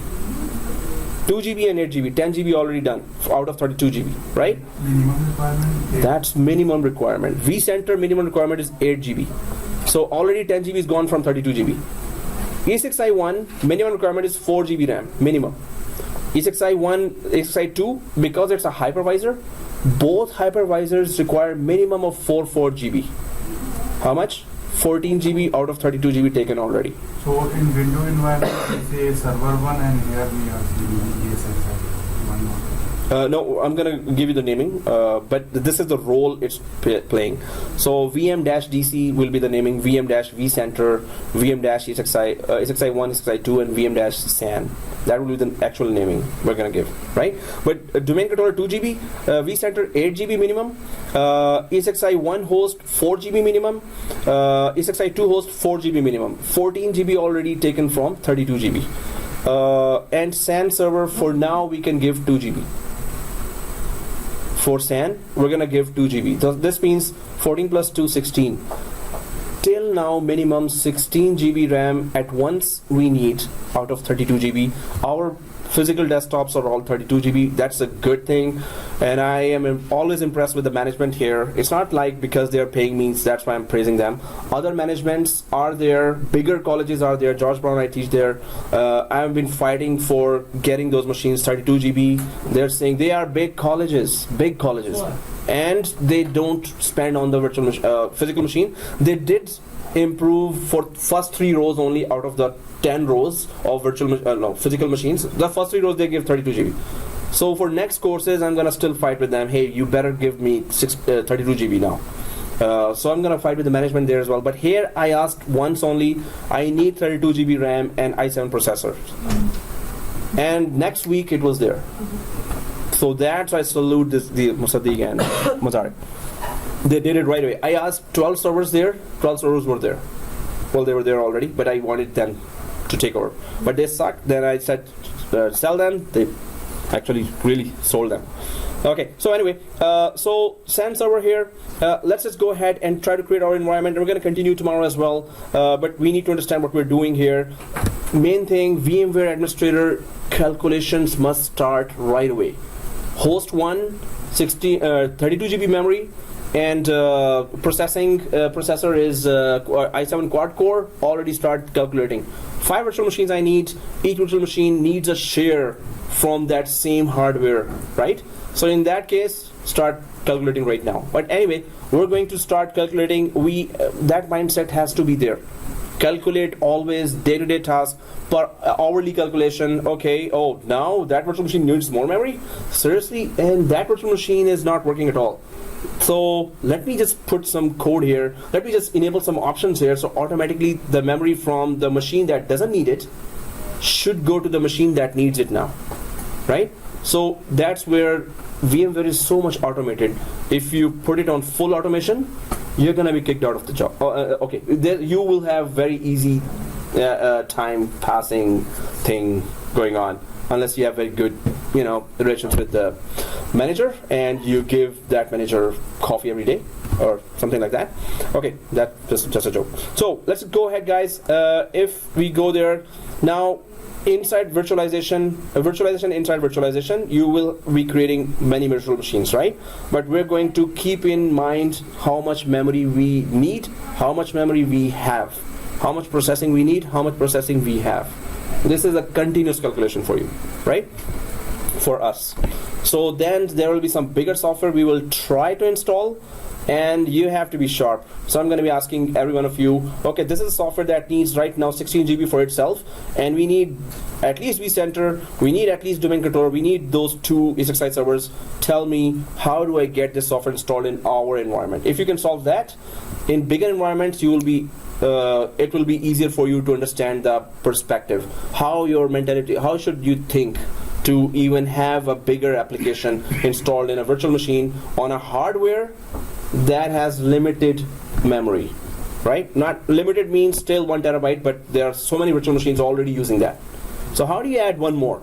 This is a war going on between you and the managers, you and the other team who want their application. They want all the memory for their virtual machine. You cannot give them, right? You're always a no guy. No, no, no, no, no. Let me think. No. Get approval. No. So it's not always like that, because memory and processing is always is scarce. They are always on the low side. Okay. So this is our environment here. Let's just get this creating. Yeah, we need template machine, guys. Sometimes students are saying, hey, we did that in all 6 courses before. So I tried that. Okay, let's not create template machine. All were old students, right? Those who did that template machine thing. But after that, throughout the course, they were calling me, oh, this is not working, that is not working, this is not working. Then I said, oh, seriously, this is not, because we did not create a template machine. We did not follow the rules. When you don't follow the rules, you will stop the class every 1 hour, right? So let's go down with that. Template machine,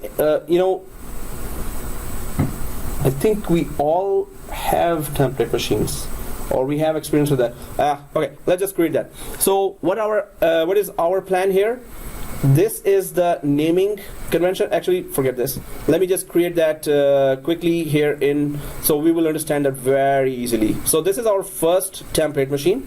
A template machine having 8 modifications. Template machine with 8 modifications. Then from that template machine, we're gonna be having 5 clones, and 1 clone, 2nd clone, 3rd, 4th, 5th, and it's gonna continue tomorrow as well. But the first clone is VM-DC, so it's our domain controller. Second clone is VM-vCenter, Senator or Center. Third clone is VM-SAN. Now all these are okay. Let me just go for 4th clone, which is ESXi01. This is a name we're gonna give to the hypervisor, and ESXi02, right? So this is the basic environment. These 3 are Windows machine. Windows 2012 R2. So I'm just going to R2D2. Okay, so Windows 2012, but these 2 are the hypervisors, and all the software is in your C drives. I'm going to show you. Hypervisor will be installed there, so we're going to learn how to install a hypervisor. That's different from installing an operating system, right? Hypervisor and operating systems are totally different things. And when it comes down to the IP address, so it's IP is 192.168.200.1 as usual, and subnet mask, of course, 255.255.255.0. Gateway, a fake gateway. We don't have an actual gateway, but just to put the gateway there, 192.168.200.50, and then the preferred DNS is 192.168.200.1. So this is the IP addressing we will have for first server. I'm just gonna start copying that. Second server IP addressing, just change it to 2. Third server IP address, just change it to 3. If you want to take a picture at the end, that's better. And fourth is the IP address 4. This is a hypervisor, and there's a different way to give IP address here, right? And fifth, this is 5. So IP addressing and naming is here, and then there is the task. The rest of the tasks are, of course, as soon as we create those Windows machines, we have to activate them for 180 days. Activate for 180 days, and rename them, and give static IP. And on this is for all the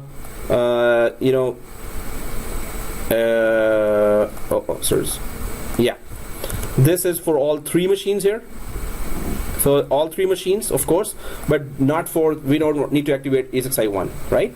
So, and then we're gonna go for this first machine as first machine. We're gonna install the Active Directory here,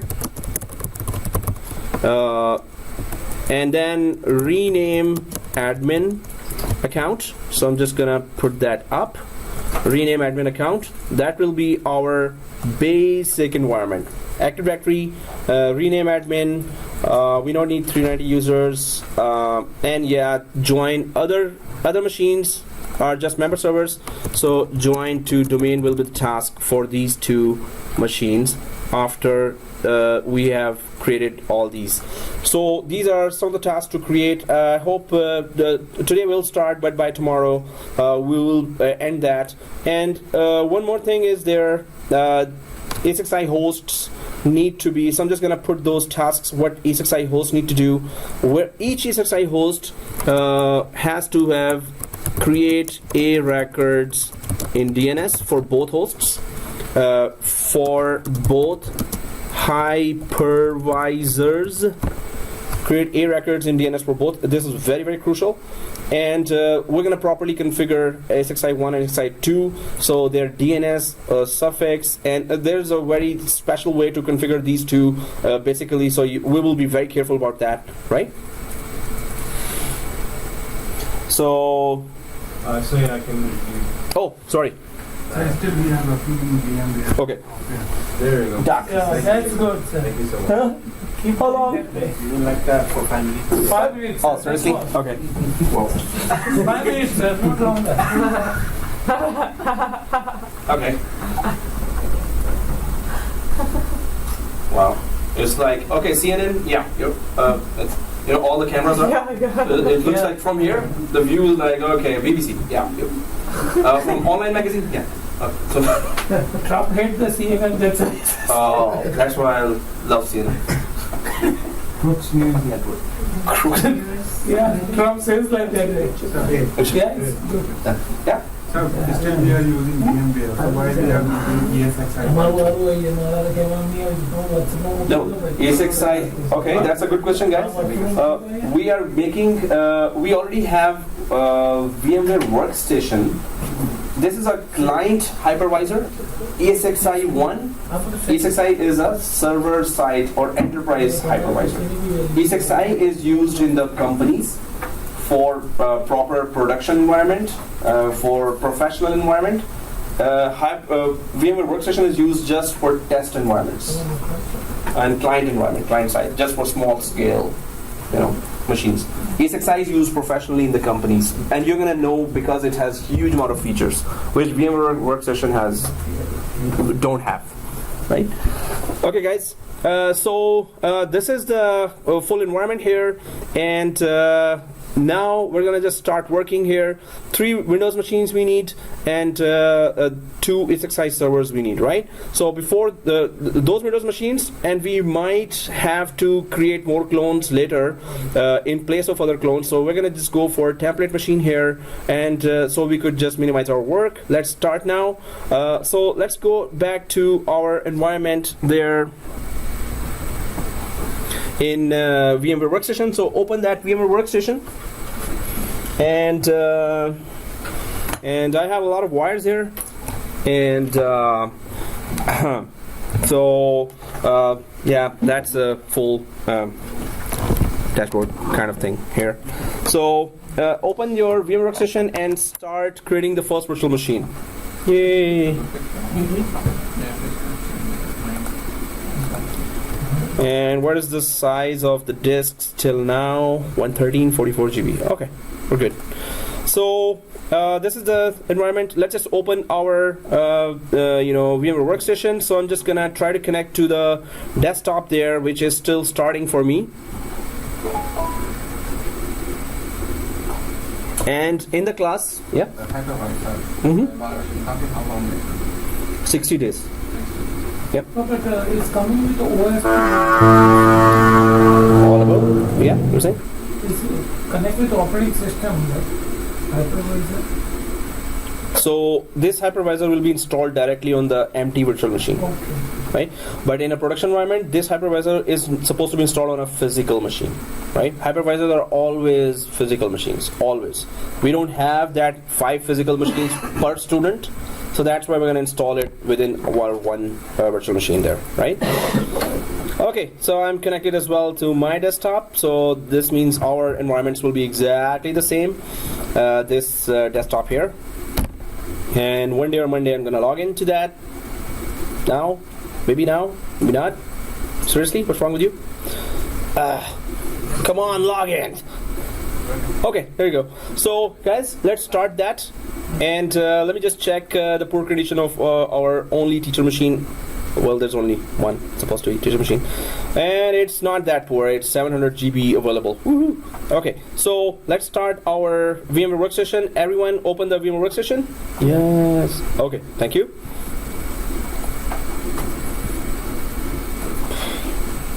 Okay, open already.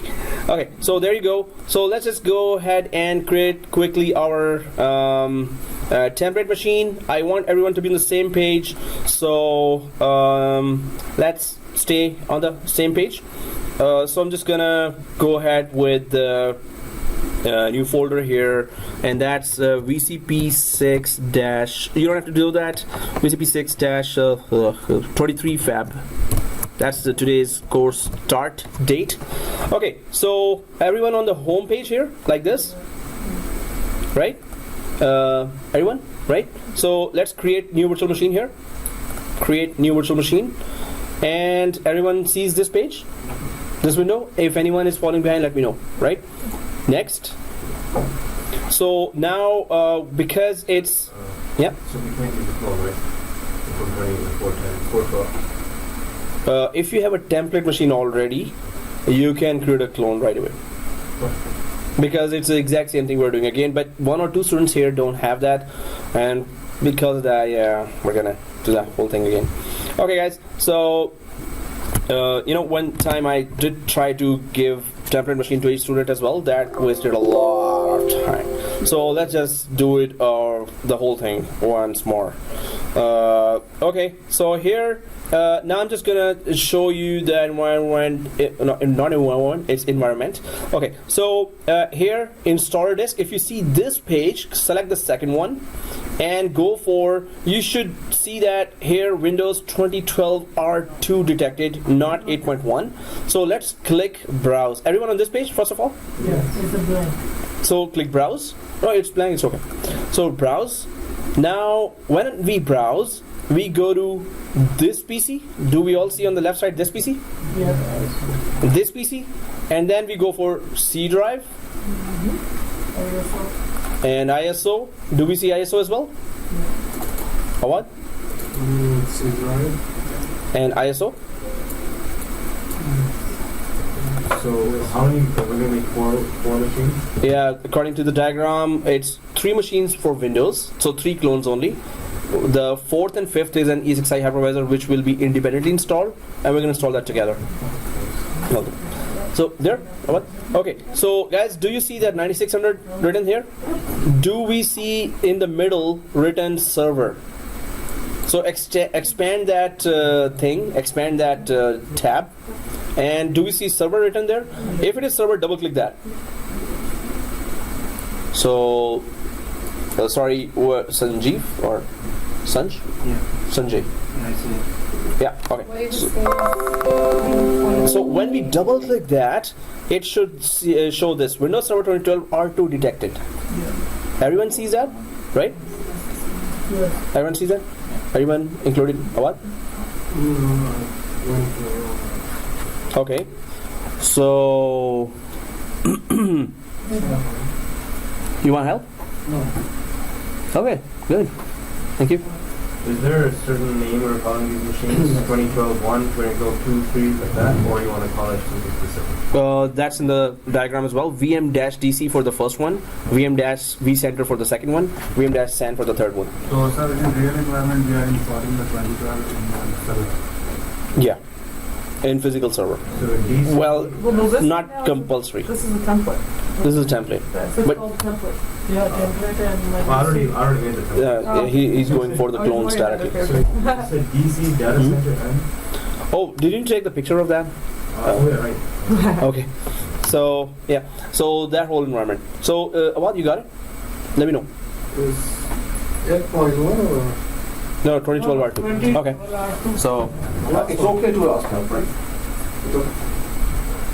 So yeah, this one 2012 R2 directly, and it should say here. Okay, we're good. That template machine you use only in virtual environment, not in real environment. In real environment, we use template machine as well, and we're gonna create in ESXi environment a template machine.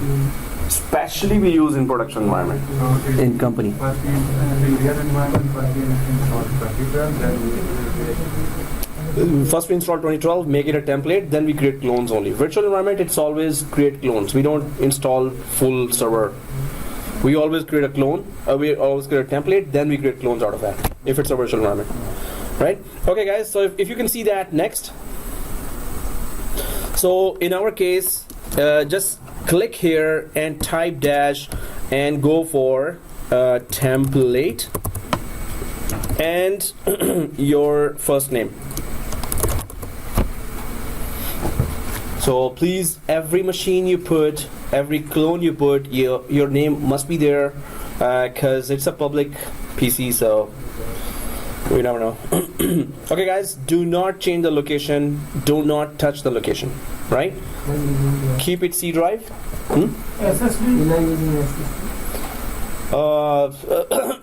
For now, we're gonna use this. We're waiting for another course to stop, and this happened for the other VCP class as well.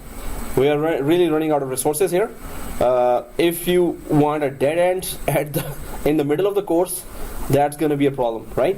So when we really need SSD, we're going to be transferring all the machines, and I'm going to show you how to do that, right? But right now, third course on the SSD might disrupt everyone. Not even those courses, our course as well, right? We don't want disruption. It will be a little slower.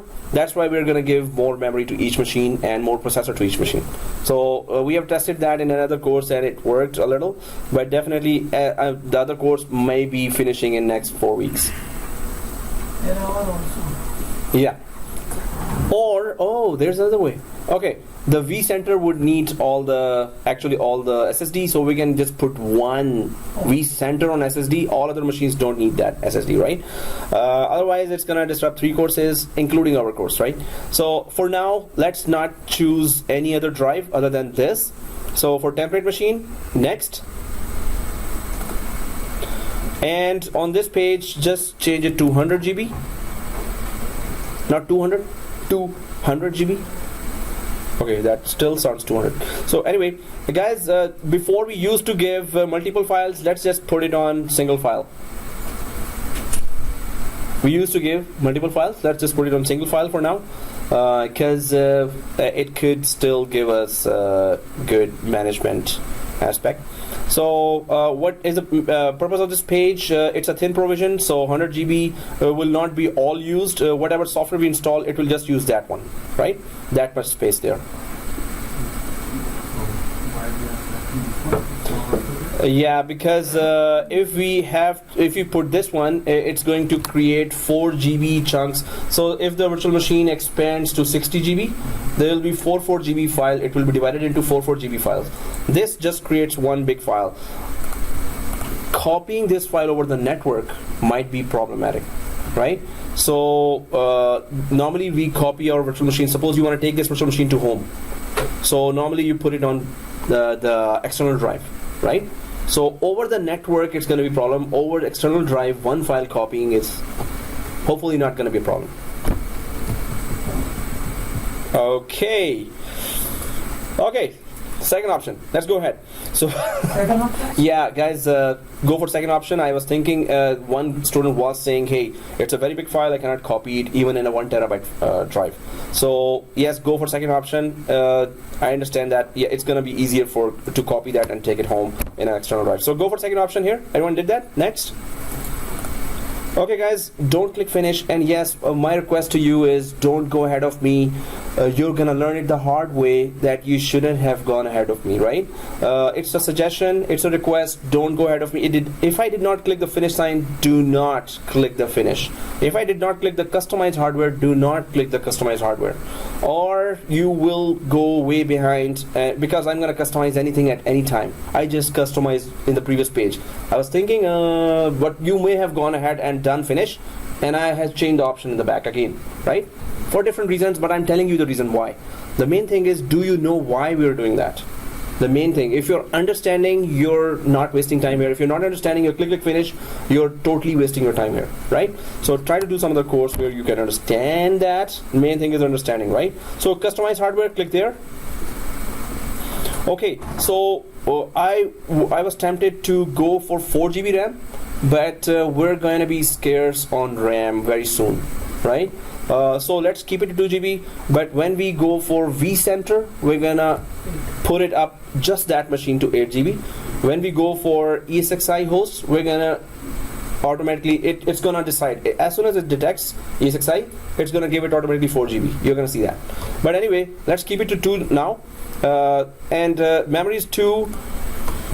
Processor we can give 2, but again, here VM-SAN does not need 2 processors.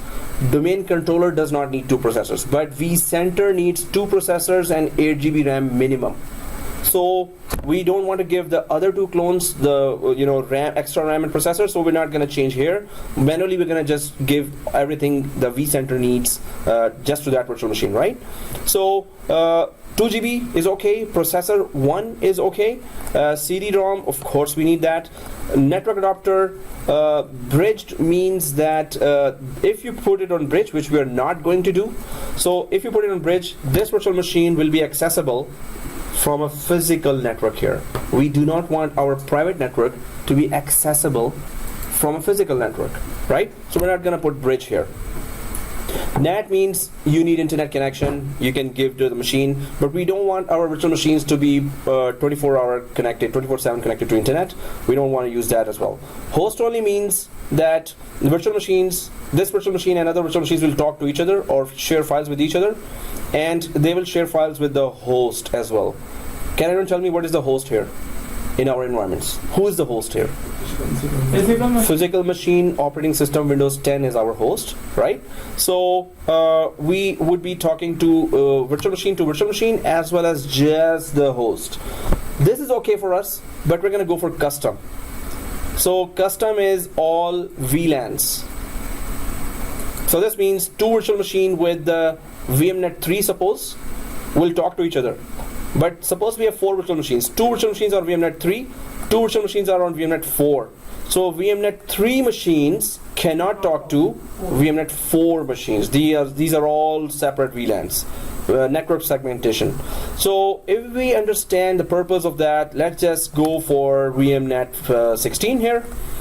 If you understand, you can just choose anyone. As long as all virtual machines have the same VMnet, we're okay. If they have different VMnet, we're not okay, right? So here, VMnet 16 selected, nothing else changed till now. 2 GB RAM, 1 processor, and a CD-ROM, USB controller is okay, sound card is okay, printer is okay, display is okay. Only change is VMnet 16. So in real environment, we use bridge. In a real environment, if you are using a virtual machine for domain controller, so yes, it has to connect to the physical environment. As a virtual machine, it has to connect to the physical environment of the company. Yes, it will be bridged. It will not be known as bridge there. It will be a virtual switch it will be connected to. And inside virtual switch, there are different wordings for letting the virtual machine connect to outside environment. Normally, virtual standard switches in ESXi host, they connect to outside environment by default. But we're gonna change that settings. We're gonna check every feature of virtual standard switch so we could gain confidence in that, right? How can we play with that? But here, yes, this is a client-side software. So when we talk about production environment or companies, there is no VMware workstation there at all. So we cannot compare VMware workstation settings with any company settings, right? In companies, it's always ESXi host. ESXi is always there. So we're going to learn properly what is ESXi, right? So VMnet 16 is there. Press close now.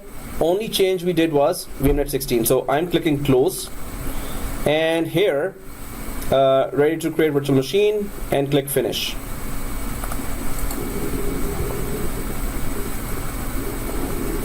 Wow. Today was like, we don't have enough time. But guys, we're gonna use the remaining time intelligently. So okay, let me go back to the map just to show you what could be our plan. Okay, well, while we are here, So do we all reach this screen? Yeah. All? Right? Everyone, right? Okay, so we'll wait. So I'm just gonna put up that map again. Here, guys, we need 3 Windows machine, 2 hypervisors. Hypervisors are not Windows machines, of course. So we can install 1 template machine now, and we can install 2 hypervisors simultaneously as well. So we can do more tasks in a little time, right? So for the 3 Windows machine, we are already installing a template machine, right? But for the 2 ESXi, we don't need a template machine for that. So we're going to independently install each ESXi host. So I'm going to explain the whole thing here, but I want to make sure that nobody's confused on that. Hey, we're installing Windows and we're installing ESXi. What is going on here, right? So we're going to make sure that you get it, right? So first of all, let's just go for template machine. I hope everyone has reached this screen here. So if you're on this screen, nothing to change here. Click next. Install now. Click that. If anyone wins a car here, you have to share with me. I'm your instructor, please. Thank you very much. Huh? Stepney? No, the whole car. That yeah, bad news is that you don't own the car. You cannot sell the car if you win that. It's just you can ride it for 1 year. Okay. Yes. So they changed it after Burger King took over, right? Americans? No need to deal with Warren the Buffett. Yeah. Warren Buffett. Yeah. Warren Buffett? Yeah. Oh, okay. Well, so yeah, a lot of monetary things are not there anymore. Anyway, data center evaluation, 4th one. Next. Data center evaluation. Everyone there? Next. And then I accept the license agreement. You have to. So data center server, right? Oh. Last one. Last line. Next. Let me know if you're not there. Otherwise, I will have to keep going ahead if I don't hear a reply. So always, be a little loud if you're not there, right? Not that loud, but yeah, a little, I couldn't stand then. So we're not upgrading. So custom, right? Everyone sees that custom? Everyone on this page? Okay, custom, click that. We can make 2 partitions on this page, but we're not going to do that, right? But we can technically make 2, 3, 4, 5, 6 partitions here for that one drive to which we gave 100 GB space, right? But we're not going to do that. Next. And there you go. Woohoo! So that's it. Okay, see you tomorrow. No, just kidding. So this installation is going on for everyone right now, right? So let's go ahead and talk about our plan. Guys, this is Windows installation. There is a separate installation for hypervisor, ESXi 1. Because Windows installation will go on, we don't need to wait for that. So if everyone is okay with that, shall we start simultaneous installation of hypervisor as well? Everyone's okay with that?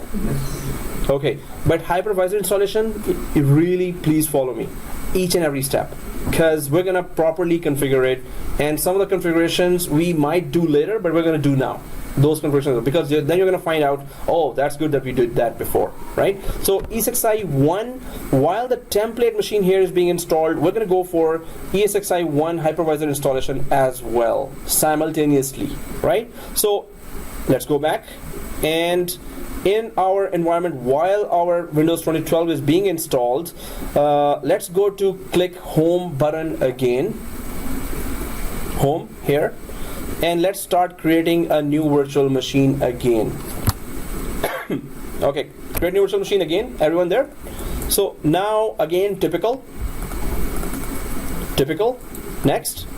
Okay, now here let's be careful. So let's click browse again. We need to see here ESXi detected, right? ESXi. So let's click browse. Okay, now it's gonna be so if you go inside this PC, everyone there, and then C drive again. So do you see on the root any folder called Vmware? If not, go inside the ISO folder. You might see a Vmware folder inside ISO folder. So, Neither of them. so do you see a software folder here? Soft or software Yeah. in C drive? Yes. Okay, soft or software folder. Yeah, that's where it's the Software, yeah. Okay, so VMware is there.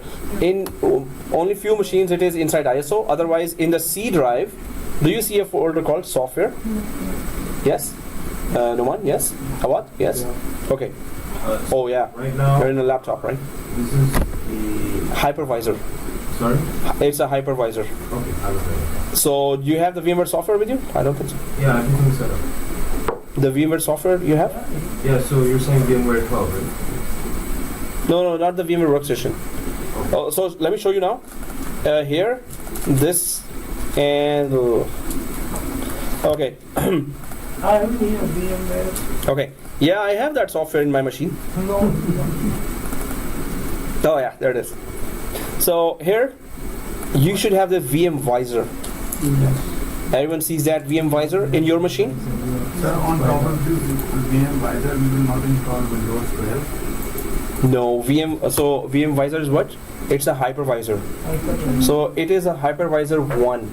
Hypervisor 1 always installed directly on the machine. If it was a physical hardware, we don't need Windows inside. Hypervisor directly installs on the physical hardware. And inside our new virtual machine, it's just like an empty machine, right? So hypervisor installs directly on the hardware itself. It does not need an operating system to get installed. It's not an application. It's a direct operating system like software. It manages directly the hardware, right? Do you have a USB or anything like that? Yeah. Oh, do I have you? You're an IT professional. You don't have a USB. Bag was broken, my USB was not in there. Okay, no problem. It's okay. So, Sir has USB. so do you have? Yeah, I have USB. I have to search. I hope it's. Huh? How big is that? Yeah, I know where you're going with that. So, No. so guys. Oh, You know to. it's inside that desktop as well. So I'll just give you the USB 32 GB. Yeah, it's guys. What's the password for today's Work hard. Work hard. Work hard 1 to 3? Work hard. That is not fast, but fast. I have one video and say I want that one. I just have the 3 machines, that's all. That's it, right? Okay, cool. Okay, guys. So let's get back to our Vmvisor. Everyone sees Vmvisor? Sir, can you please repeat this one while we are installing the Vmware? So it's a hypervisor, and let's just go back here. So guys, I'm going to be asking that question to you as well. In a production environment, in a company, you have a physical server, right? Either you install an operating system on that, or you install a hypervisor on that. So when you install an operating system on that, which is Windows 2012 or Linux or Windows 7, on top of that operating system, you can install applications, right? So let me just create that diagram as well, so we could have a very clear understanding of that. So this is one physical server, this is the second physical server. Here you install an operating system OS, which is Windows 2012, and here this is another empty machine where we are installing hypervisor. So hypervisor 1, this is a hypervisor 1, right? Yeah. Capital W. Capital W, exactly. So this is an operating system. Now hypervisor 1 gets installed directly on an empty machine. It's a software code, small software code that gets installed directly in an empty server. But hypervisor 2, which is our VMware workstation, hypervisor 2. So hypervisor 2 gets installed always on top of an operating system, right? So we are using VMware workstation, which is installed on top of Windows 10, right? So it's hypervisor 2. But hypervisor 2 in a big company, it's a no company wants that. So again, what is the difference between a Windows operating system installed in a physical server and a hypervisor installed in a physical server? Anyone can tell me what is the difference here? A Windows operating system, if you install on a physical server, you can install applications on top of that. So operating system installed. Now you can install applications like what? Like MS Office and AutoCAD or whatever. So that's on the way we're doing it right now on the physical machine versus hypervisor inside of VMware. Yeah. So you get access to hardware, better hardware. Exactly. Hypervisor's only purpose is let virtual machines have better access to the local hardware, to the hardware that is on the physical server. So if you have an operating system here, right? So you can install only applications on that. If you have an operating system plus the hypervisor 2 application as well, which we have right now, right? So the only purpose of hypervisor, again and again, I'm going to repeat that, only purpose of hypervisor is to host virtual machines. I'm going to ask you in tomorrow as well, what is the only purpose of hypervisor? And you're going to tell me to host virtual machines and to give better access to hardware, to give virtual machines better access to the hardware, right? But if you install operating system here, now what will happen? The operating system will use, for its own running, operating system needs RAM, processor, and hard disk. So for its own running, it needs that, right? This will be a lot. Operating system is a big thing, right? Operating system has to have all the applications. Operating system has to talk to all types of hardware, CD-ROM, processor, RAM, and all the other disks there, all the hardware that is installed there. So for its own running, it needs a lot of RAM, a lot of processor, a lot of hard disk. But hypervisor, if you one which directly installs in place of operating system, it gets directly installed. For its own running, it needs very less RAM, very less processor, very less hard disk. Because hypervisor's only purpose is to host virtual machines. So when we install hypervisor and when we install all the other host machines here, because hypervisor does not need for its own running a lot of RAM, a lot of processor, a lot of hard disk, so all that RAM, processor, and hard disk is more available for all these virtual machines here, right? So companies say, whoa, we're going to go for hypervisor software itself. We're not going to install operating system and then hypervisor, because operating system consumes all that RAM, processor, and hard disk, which would have been given to the virtual machines that we were installing, right? Virtual machines that we were installing here. So if we install virtual machines on this hypervisor 2, which runs on top of an operating system, then these virtual machines will have lesser amount of RAM, lesser amount of processor, lesser amount of hard disk. But if we install just hypervisor here, and then on top of that all virtual machines, then those virtual machines will have more RAM, more processor, and more hard disk, because it does not have an operating system to run here in this machine, physical machine. So this means all the RAM, processor, and hard disk is available for the virtual machines itself, and that's what we really, really need. Why? Because all the end users will connect to these virtual machines.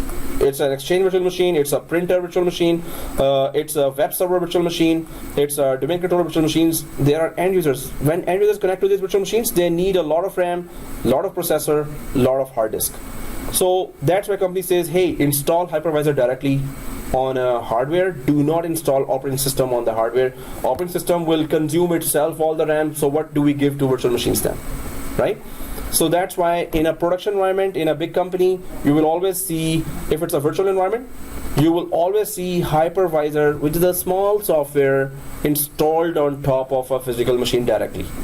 And then put one virtual machine, second virtual machine, third virtual machine, they will have all the memory, processor, and hard disk. Is that a yes or no? Okay. So Hyper 1 and Hyper 2, they both are same. Hypervisor 1, Hypervisor 2 in their purpose, yes, their both only purpose is to host virtual machines. Hypervisor 2 it's an application that gets installed on an operating system. No, means they both are ESXi. No, so VMware Workstation is Hypervisor 2. ESXi is Hypervisor 1. ESXi is used professionally by the companies. VMware Workstation is used for test environments, or VMware Workstation is used like just for teaching purpose. Sir, hypervisor 1 and 2 between, like, those are version or just you give it the name? No, company has made VMware Workstation as a hypervisor 2 just for test environments, for a client side tasks. Hypervisor 1 version 1 live, you cannot upgrade, like that's something that. No, hypervisor 1 is a industry standard definition for those hypervisors which gets installed directly on the hardware. So the industry calls them hypervisor 1. If they are installed on top of an operating system, industry calls them hypervisor 2. But hypervisor 1, I heard that you cannot increase the RAM while machine is running. You need to shut down and then you can do it. On version 2, for example, machine while running, you can increase the RAM, you can change processor. On hypervisor 1, you cannot do it. Yeah, so hypervisor 1, which is professionally used by the companies, network card and memory, you have to shut down. Shut down. That, And hard disk as well, you have to shut down to detect that. yes. Because it's directly talking to the hardware, Yeah. hardware changes, they have to restart to detect that. Okay. So that you're right about that, right? But we understand that hypervisor 2, which we are using, is for training purpose or test machine. Hypervisor 1 is for professional companies, professional environments, right? So let's go back here and while recording that, yeah, okay, and okay. So we were trying to install this VMware Vmvisor, which is actually a ESXi hypervisor. It's not written there, but inside it is a ESXi hypervisor, right? So we can today just install that, I guess. So double click that. As soon as you double click, do you see this VMware ESXi 6 detected? Do we all see that? Yes. Okay, so next, again, this is, so click here on top and just put here ESXi01 dash your first name. ESXi01 dash your first name. Do not change your location there, right? So ESXi01 and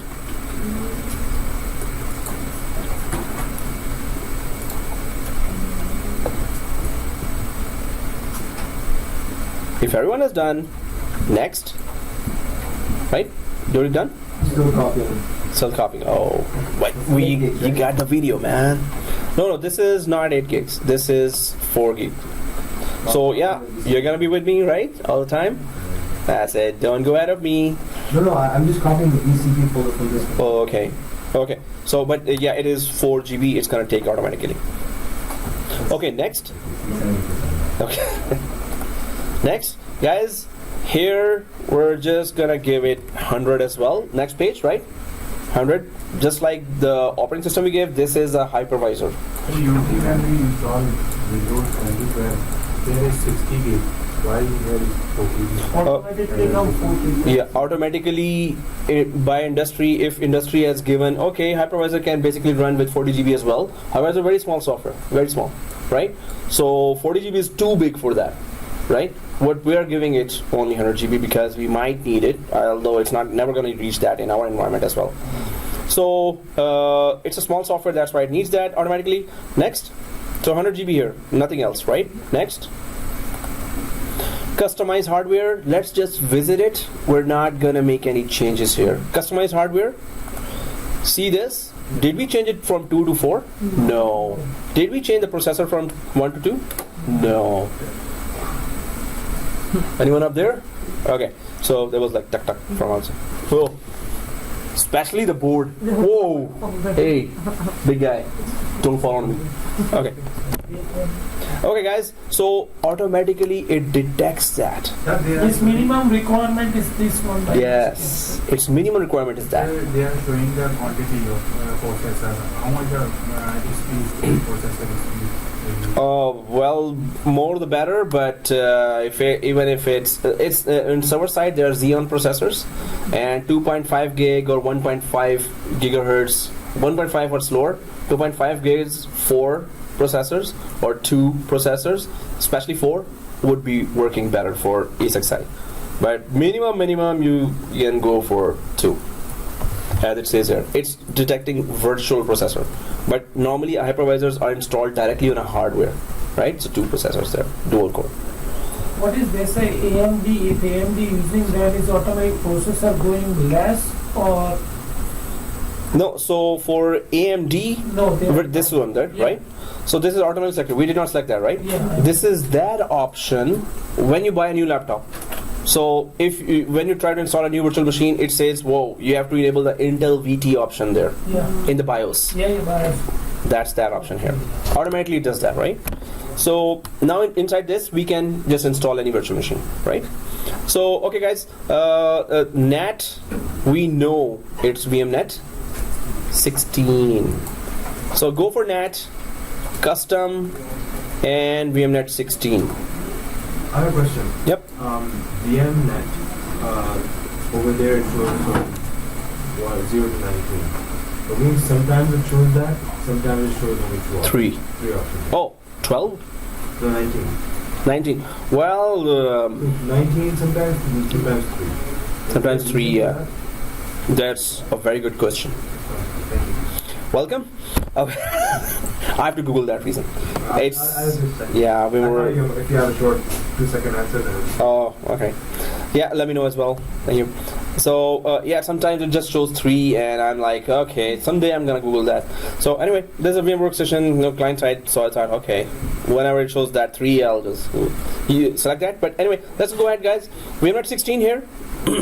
And nothing else. So all we changed was VMware 16. Already what is there? 2 processor and 4 GB, which is minimum requirement, right? So click close if everyone has done that, and click finish. Everyone done that? And so now you see this. You see this, right? yeah. So 4 second, 3 second, 2 second, 1. It take off. If you don't touch anything, it's okay. Did you click on that screen? Click the boot. The first option. Yeah, you're smiling. You did not select that. Right. Okay. So this is the hypervisor. Okay, so that's a hypervisor starting now, but it's a very straightforward installation, and it's keyboard-based installation. The whole thing. It's like any Linux machine you install, right? So now it's just going to stop at. So what it's gonna ask you: what keyboard, what time zone, and what password. So password is class password, small ABC, capital ABC, shift 1 to 3.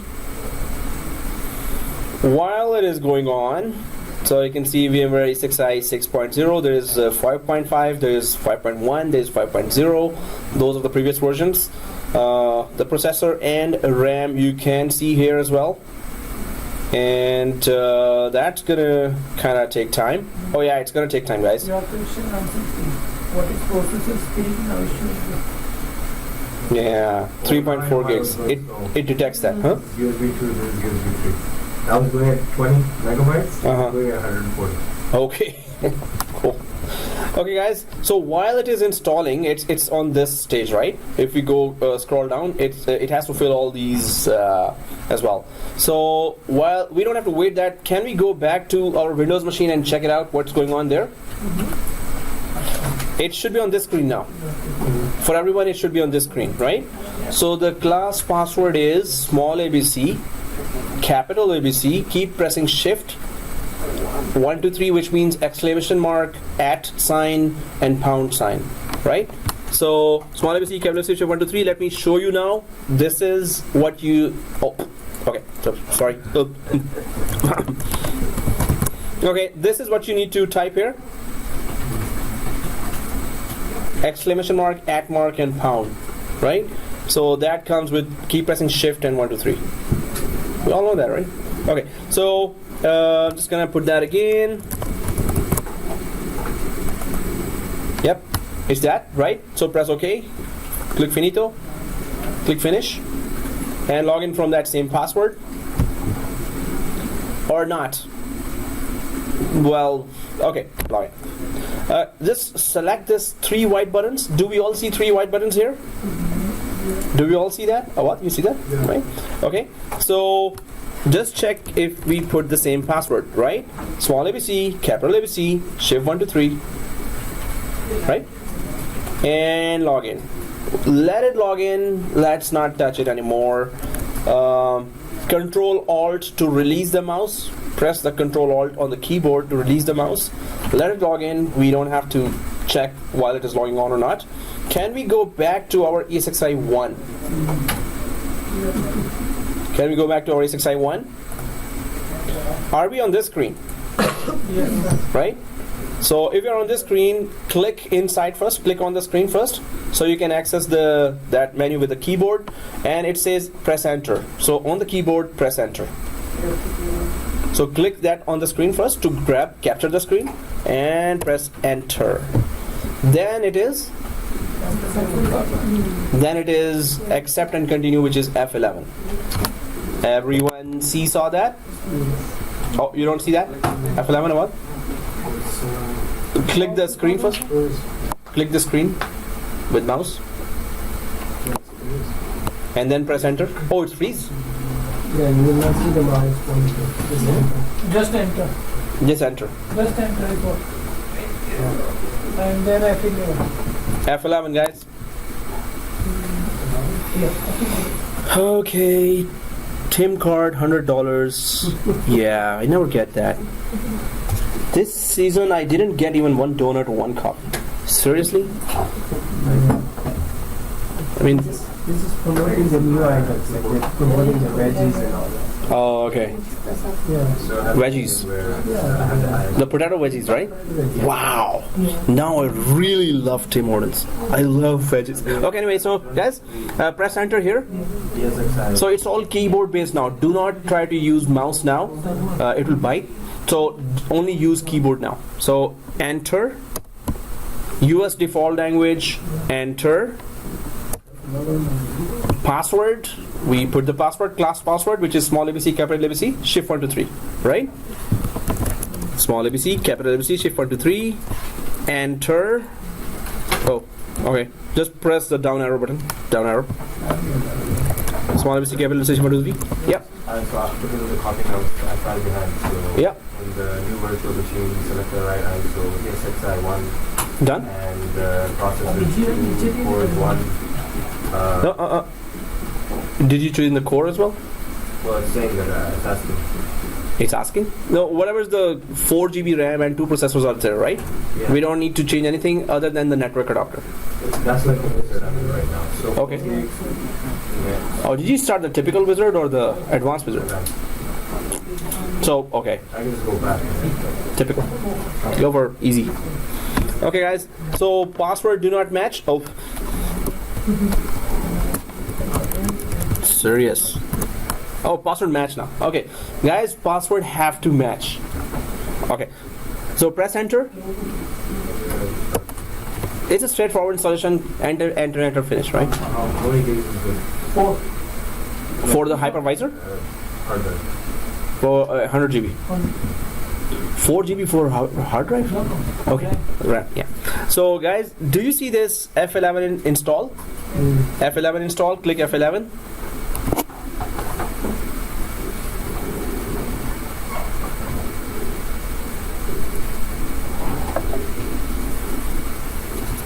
$4K UHD TV. Wow.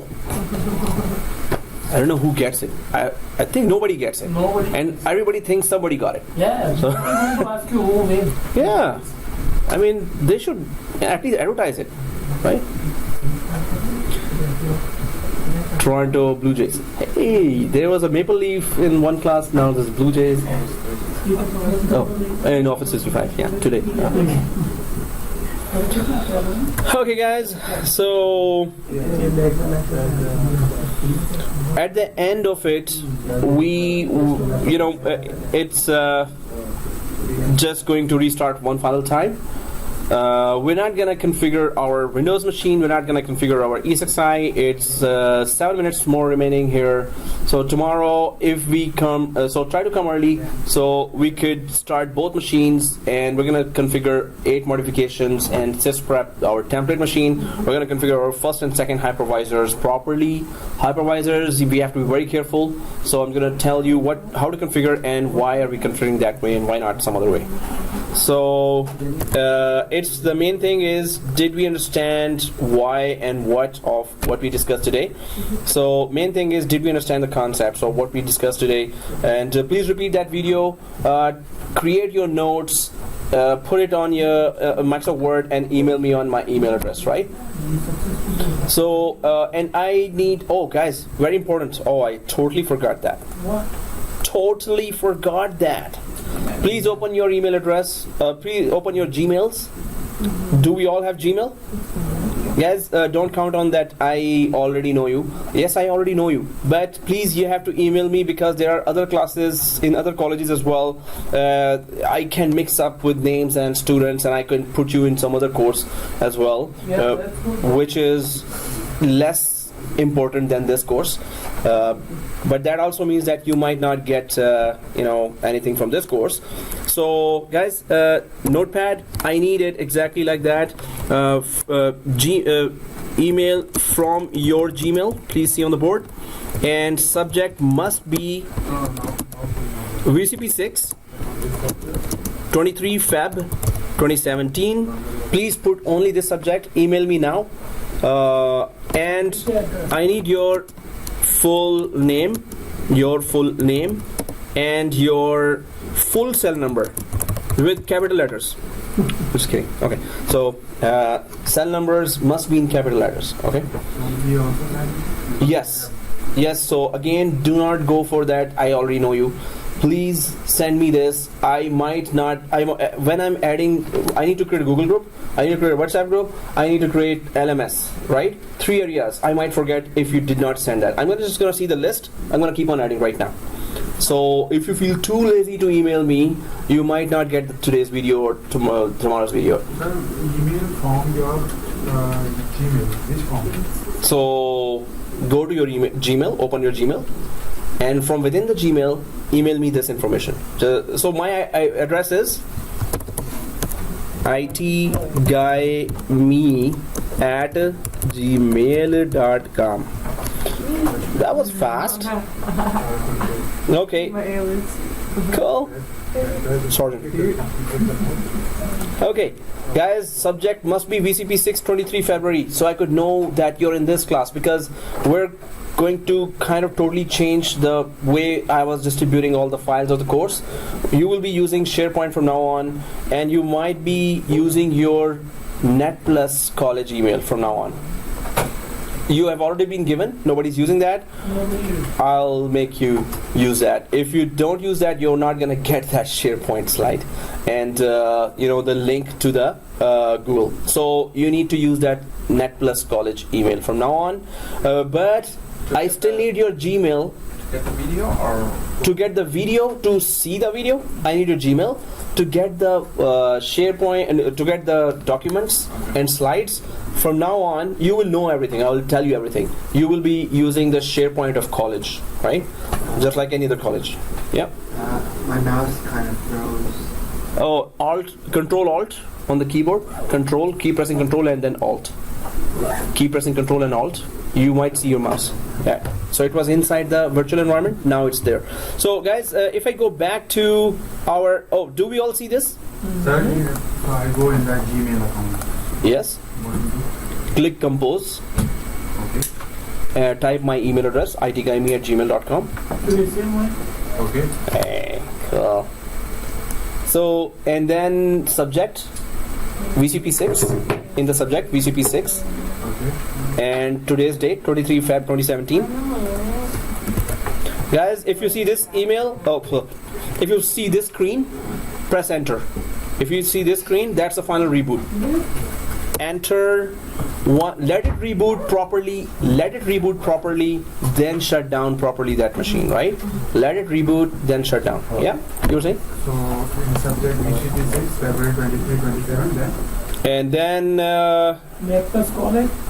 yeah, exactly. Here, see this information, your full name inside the body of the email, and your cell number, your full cell number in capital letters, right? Don't make it small case. I make 4. The middle name, first name, last name, or just No, full name with Karibi Thana, the nearest police station as well. Mother's Day, Father's Day. Father's Day, Mother's Day, grandfather's name, grandfather's name. sir, full name, first name, and last name. That's it. No, full name. And each part of your name has to be there. No, man. What did you eat today? Okay. You're asking weird questions. Maybe you will Cell number, capital letters. Yeah. register. Because maybe you will register my name. So that's why I need full name. So that's why my full name is usually in Canada. They use first name and last name. Oh, So, yeah, whatever is in Canada. that's why I'm on. Okay. I thought it was something to do with breakfast. Thank you. Okay, thank you. Okay, so cell number, and guys, if you have reached this yellow screen and it is not loading below, like it's loaded fully, then if it is loaded fully like this, it shows yellow, then right click like this, power, and shut down guest. Mine is fixed time and then suddenly. Sir, here. Yeah, it's okay. Have to off to shut down. So if it is fully loaded, it's not moving, it's not loading anything, right? Then go for, if I go down here, you should be seeing F12 on the right side and F2 on the left side. If you see that, this means it is fully loaded right now. This means we're going to configure it later tomorrow. So I'm just going to shut it down properly. F12 or right click? For now, we're going to shut down from power, shut down guest. Tomorrow I'm going to tell. Sir, here you enter the, because I didn't enter. Yeah, press enter. And then it's going to finally reboot. Once it fully rebooted, then shut down like this. Power, shut down guest. Just like any other machine we shut down, right? So power, shut down guest. First machine on the second, this is a hypervisor. And the template machine, we're not configuring anything more than this. So shut down guest on the Windows machine as well. Everyone there? So power and shut down guest, both machines.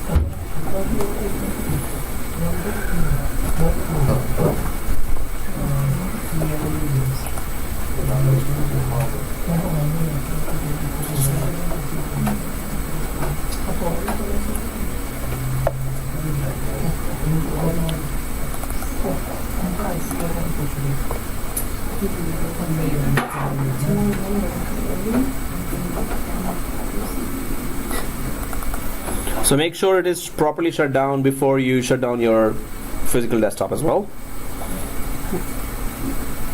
Okay, stopping the video now.